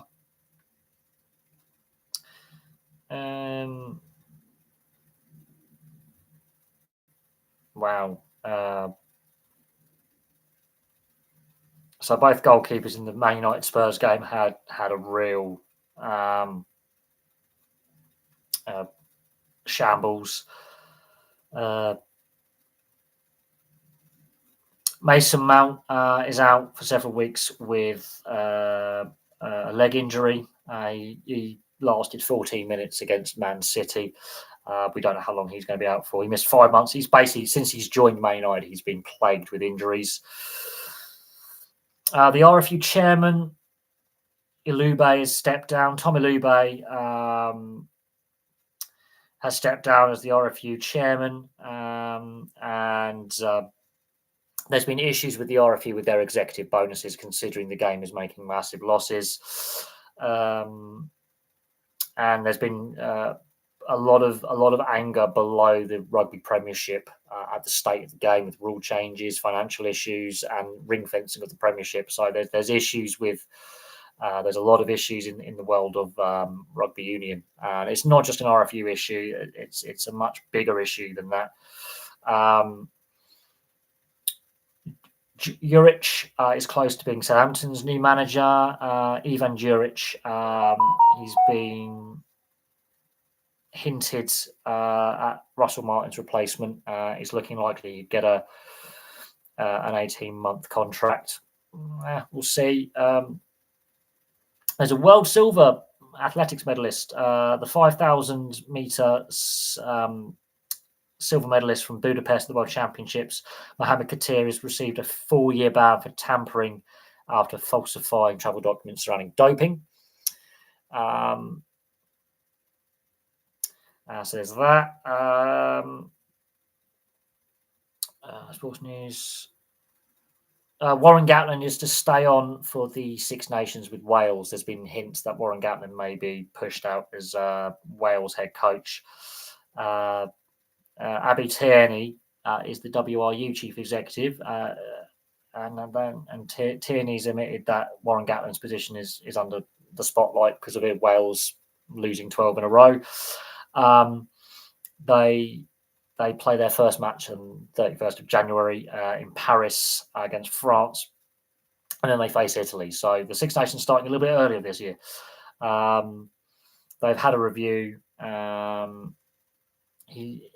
Yeah, they're going to review him again after the Six Nations. So Warren Gatland may actually get sacked for.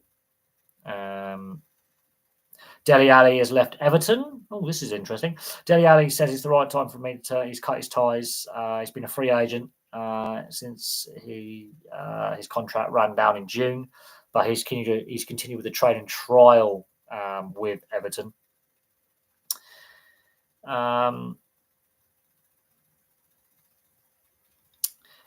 Cesc Fabregas, who's the head coach at Como in Serie A, said Dele Alli is welcome to train with them, so he might be signed by Como FC, which will be interesting. But his career has just gone off the cliff. The women's Euros, the televised games have been scheduled. The draw's been made. That kicks off in July. So that'd be interesting if England can retain their Euros title, considering they lost the World Cup final against Spain. The Everton takeover. I've got to look into the Everton takeover and the ins and outs of it and what it means, and whether that means Sean Dyche is going to get some money to spend, whether they're going to replace Sean Dyche. Because generally when a takeover happens, the incumbent manager is generally replaced with the new owner's appointment.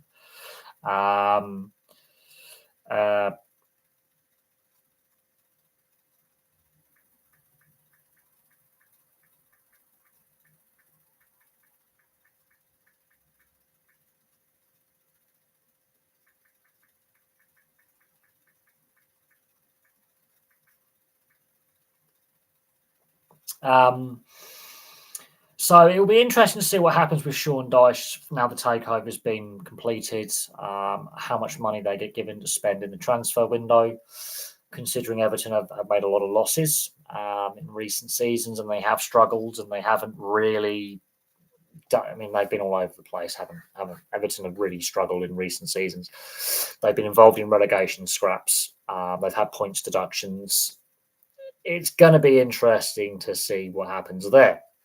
Now, there's one other topic that I haven't covered, and that's David Coote and the PGMOL sacking him, that's interesting. Do I think the Five Flyers will drop down out of the Elite League? To the SHL, the NIHL? I don't know enough about the Five Flyers' financial situation, and I haven't really been following the Elite League as in depth as I used to. But it will be worrying if another Elite League team is to hit financial difficulty.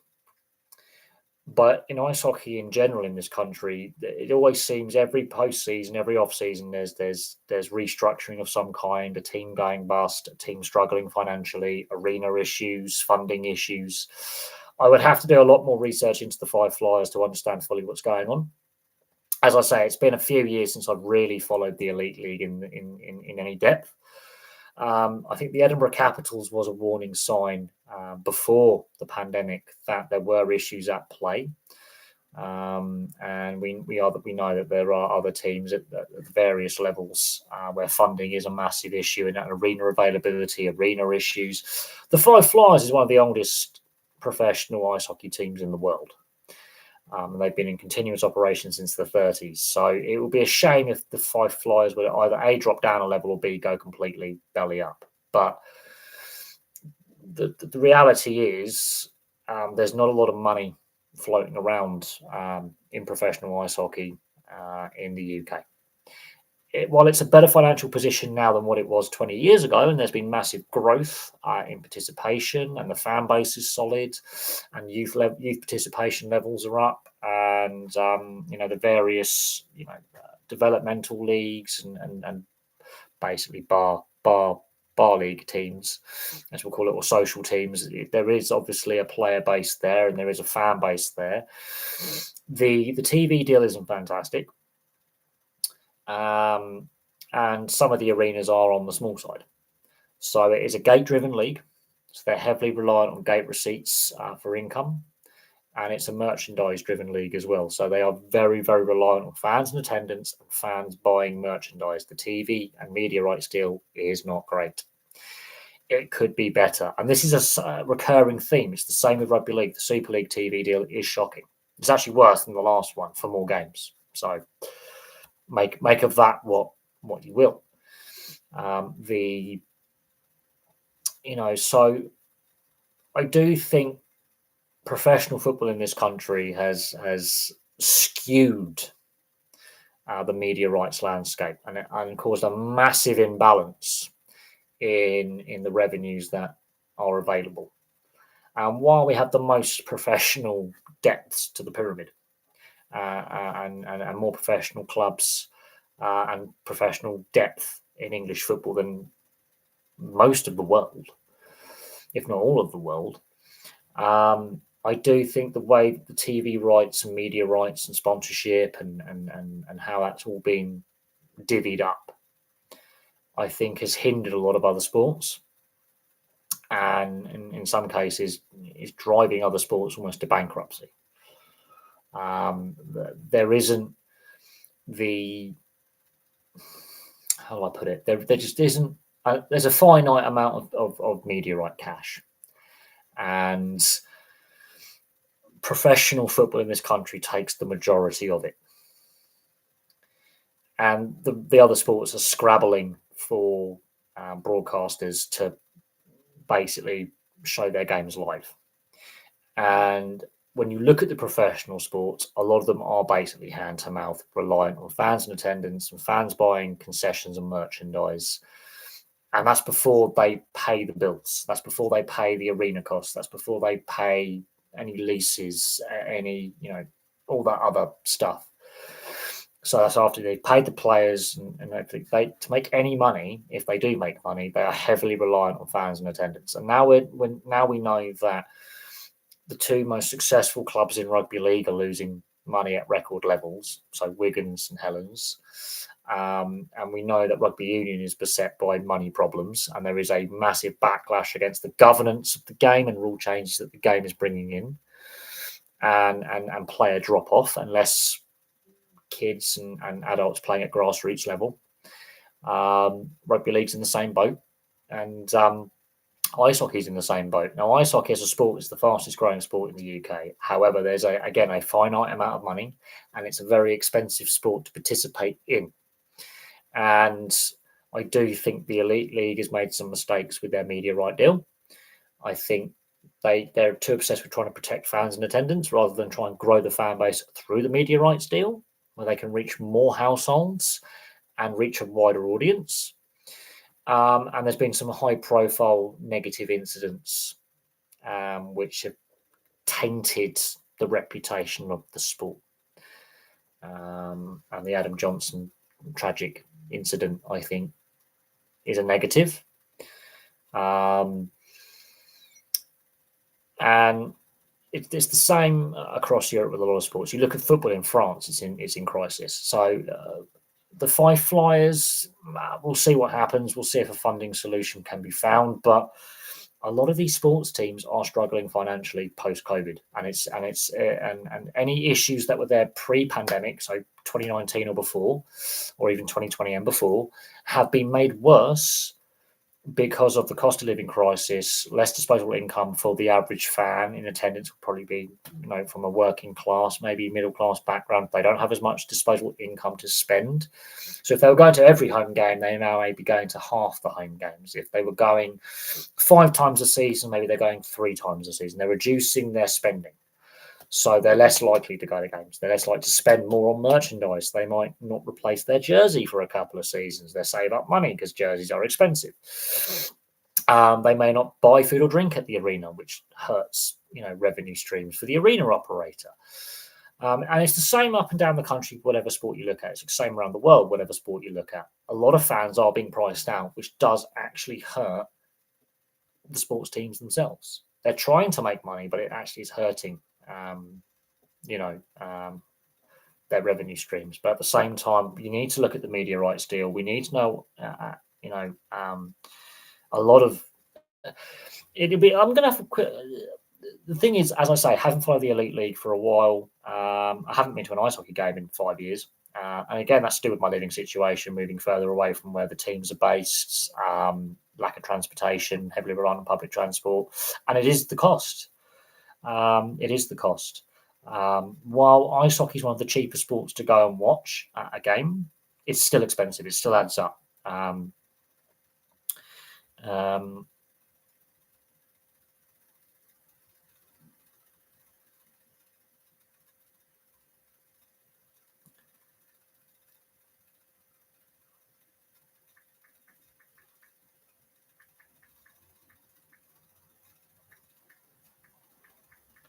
Hang on one second, but I hope they don't drop down. I hope they do find a solution, and I do hope they can continue to be a valued part of the Elite League.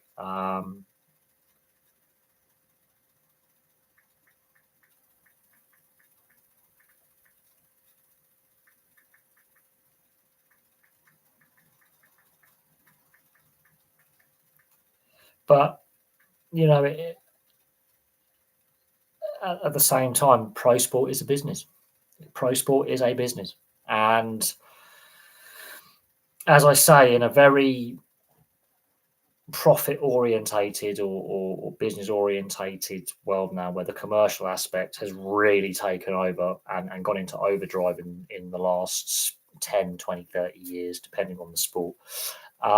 Profit margins and bottom lines, and it has an impact. And it would be a shame if they were to drop down a level, because that means the league contracts again.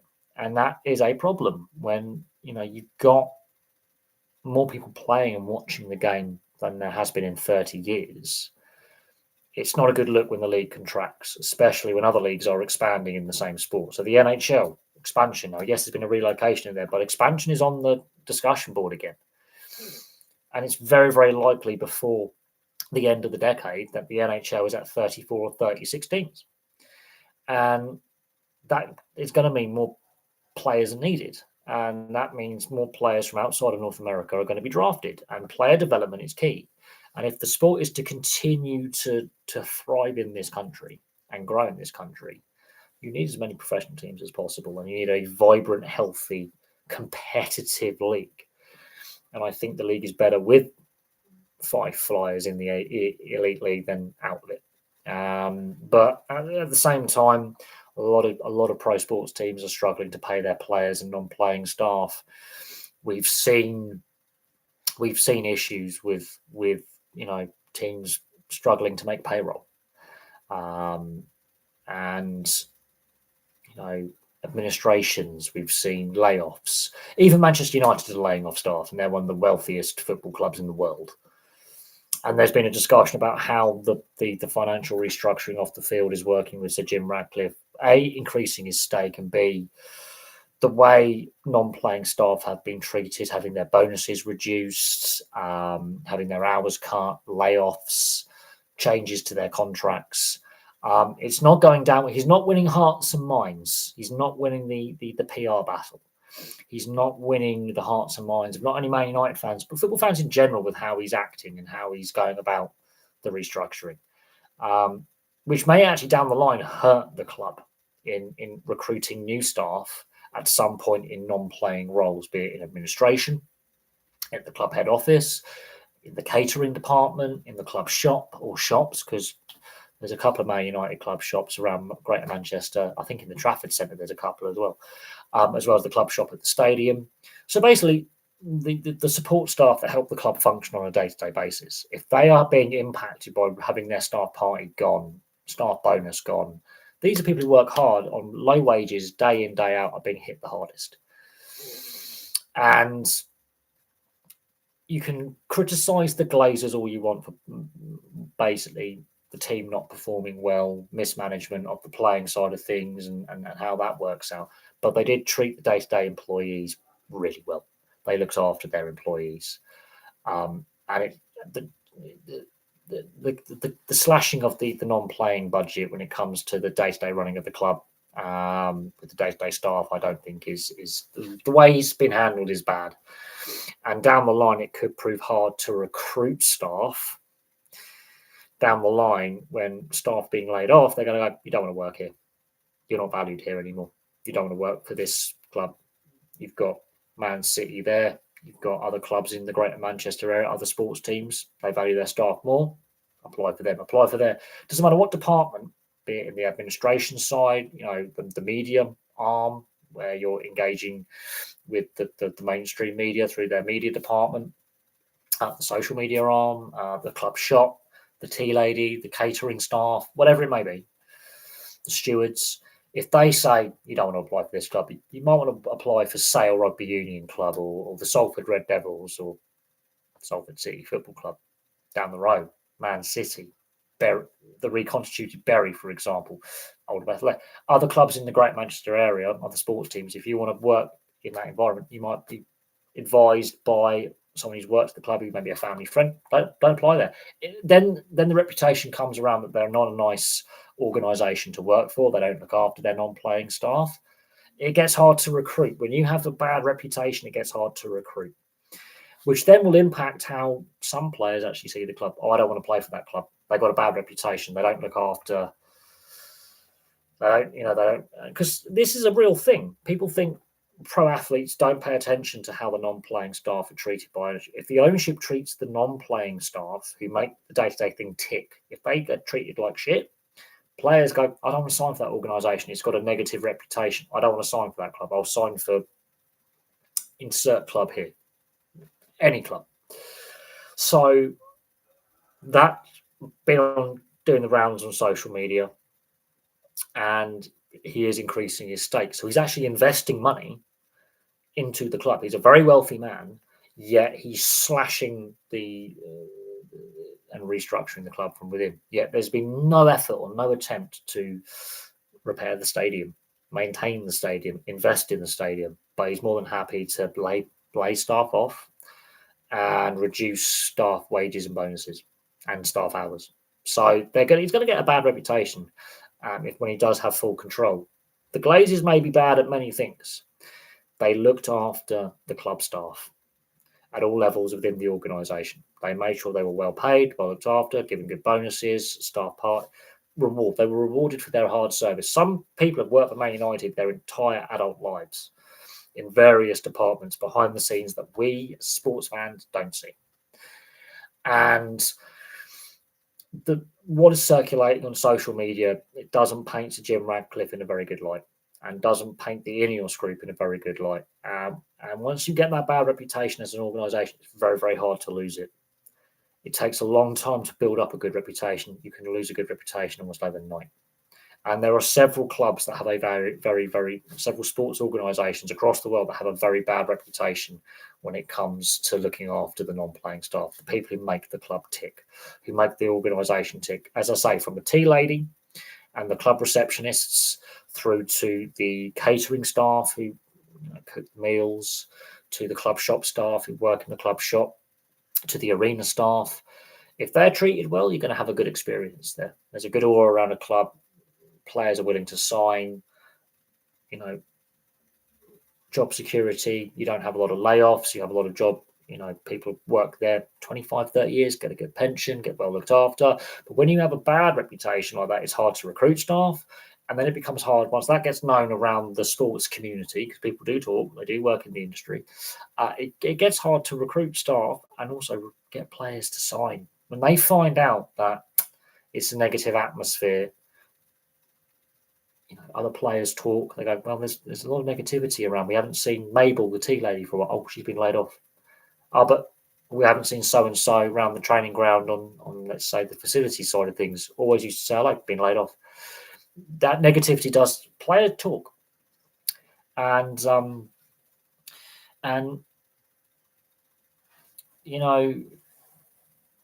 it becomes a bad reputation is hard to shake off. And I do fear. I'm not a Man United fan, but I do fear for the future of Man United going forward with Sir Jim Ratcliffe as an investor and as a part owner. The Glazers were bad, and when they were the majority owners and had full control, they were bad. But they made sure the non-playing day-to-day running of the staff of the club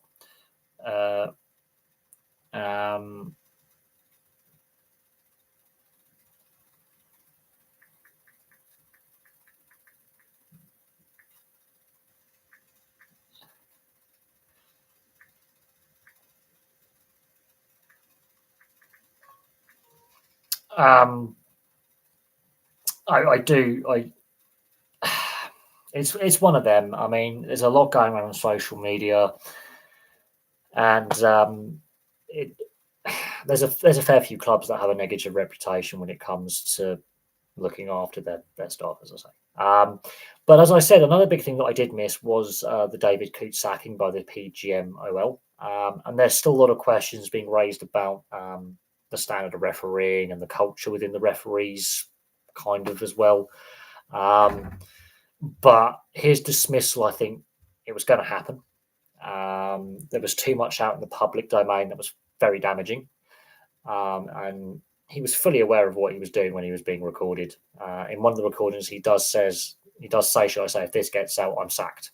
So he knew he was breaching his code of conduct, he was breaching his contract, and he was bringing the game into disrepute, saying what he said. So it does make you wonder about some of the other referees at the top level in the Premier League and the Championship and further down the Football League. Especially when one of his colleagues did come out and say he was one of the better behaved and quieter of the referees behind the scenes when they're, having their staff parties and they're socialising in the off season.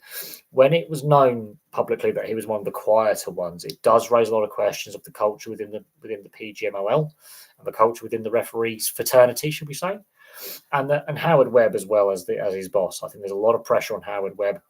There's a lot of scrutiny on Howard Webb, and look, I think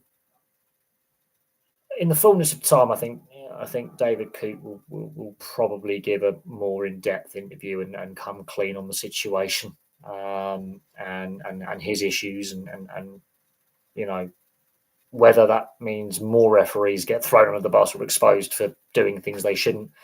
But it does raise questions about the culture of football and what we don't see. We know that the drug use is a problem. We know that there are issues there, but it does raise issues about the integrity of the referees, what they're getting up to, and it does raise questions about the PGMOL and Howard Webb's leadership. Because I would have no doubt that some of these issues that have come out with David Coote were probably known about, and it does raise the question about the integrity and of the PGMOL and of Howard Webb. The buck has to stop with the boss. Culture starts from the top, not from the bottom. Good culture starts at the top. So if you've got really strong, transparent, respectful management and leadership, you generally have a very solid, respectful, transparent workforce and culture. And there's more positivity. So if a colleague is struggling, they're more likely to get the support that they require to not struggle anymore in whatever issue. It could be mental health, it could be physical health, it could be addiction, it could be struggling financially, it could be personal life, seeking a bit of advice. If you have a strong culture, it starts at the top, which says to me, I think that Howard Webb, he likes appearing on podcasts and giving interviews and being in the public eye. I think Howard Webb potentially is not the right guy to lead the PGMOL forward. Long term, I think they need to find a replacement because he's had to front the media constantly. The quality and standard of refereeing has been regularly criticised, and rightfully so. There's been some right howlers this season. I also find it interesting that in the third and fourth rounds of the FA Cup, VAR is not being used, where in past seasons it has. I find that very interesting as well, and worthy of discussion. So we'll see what happens going forward with that, and if Howard Webb continues as head of the football referees, I do think there needs to be a lot more transparency and a big culture change. I think the David Coote situation has definitely cast a very, very long and dark shadow over football. And I wouldn't be surprised if more referees, they need to be looking over their shoulders, sweating a bit, going, okay, we're in a bit of trouble here. I don't think this is the end of the saga. I think there's probably more to come out. And I think David Coote may spill the beans on some of his colleagues. He's lost his job, so it wouldn't surprise me if he cashes in on losing his job by cutting a deal with a major publication, tabloid newspaper or website saying that I've got some dirt on some of my colleagues that makes my indiscretions look like child's play compared to some of his colleagues. And they were very serious allegations and very serious issues that were raised with the whole saga and the whole scandal.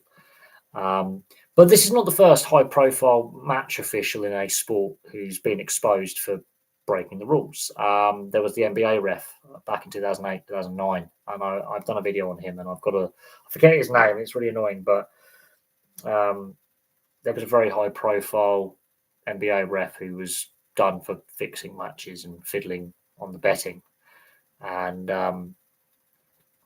the NBA tried to block his book from being published, where he was basically trying to out players and refs and the league administrators who were part of this gambling syndicate who were trying to fiddle matches. There's been some high-profile administrators who've fallen afoul at times for misdeeds that bring the game into sport into disrepute. We know that there's issues with several high-profile IOC members in regards to Olympic Games and various scandals involving the IOC and corruption, FIFA. We know all this. But it's going to be interesting when an ex-referee or an ex-player post-retirement, gives an interview, and they're going to be high-profile, and they're going to spill the beans on a lot of things and a lot of questions, not just in football, but any sport, are going to be raised when a very high-profile name decides to give that tell-all interview, and when they do, it's going to be damaging. And I think David Coote could be that high-profile, now former referee, who may actually spill the beans on some of his colleagues and some of the players and some of the club administrators and league administrators going, there is wrongdoing here. And I think that could be more damaging for football, let's say in this case, than his misdeeds and his scandal. So we'll have to watch this space. I don't think this is the end of the David Coote saga. I think there's more to come, and I do think he will give that tell-all interview where he spills the beans on a lot of his colleagues, ex-colleagues, should I say, retired refs, football administrators, players, club administrators. I think there's more to come out from this, because I wouldn't be surprised if it was a known secret that he had a drug problem, and I don't think it was I think it was a known secret that he had views on certain clubs and certain players and officiating in a certain way. I think more is going to come out that will do more, I think, to damage the reputation of the sport. And the referees' reputations have been tarnished enough as it is, and I think more will come out. But anyway, I'm going to call that there. It's been a fun couple of hours, and it's been entertaining, and we've discussed a lot, and we've covered a lot of ground and covered a lot of topics, and it's given me food for thought for other video content. And as I say, the next few days, I've got the rest of this weekend off. I've got the Christmas period off for 2 days. And so, as I say, with the change to the channel that I want to make with structure and organization and upload schedule, that's going to be coming more in February. But before then, we've got FA Cup third round. I think we've got the FA Cup fourth round. And then we have to start the Six Nations. So there's a lot of live sport as well to watch and enjoy. There'll be match reviews of that. And then after that, we will get into a more structured upload schedule, and we'll have some fun doing it. And I think the channel's trending in the right way.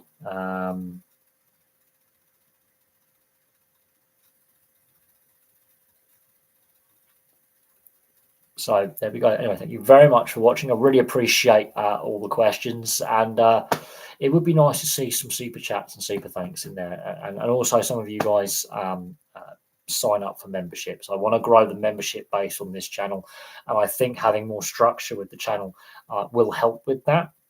I really do. I think that will really, really help with that going forward. And I look forward to seeing all you guys very, very, very, very soon. And of course, tomorrow and Sunday, anything could happen. We could have a lot of interesting stuff could happen over the weekend. So we've got some potential managerial appointments that could happen, which will be interesting. Yeah, so from me for now, thank you very much for watching. I'll have some more content for you guys very, very soon.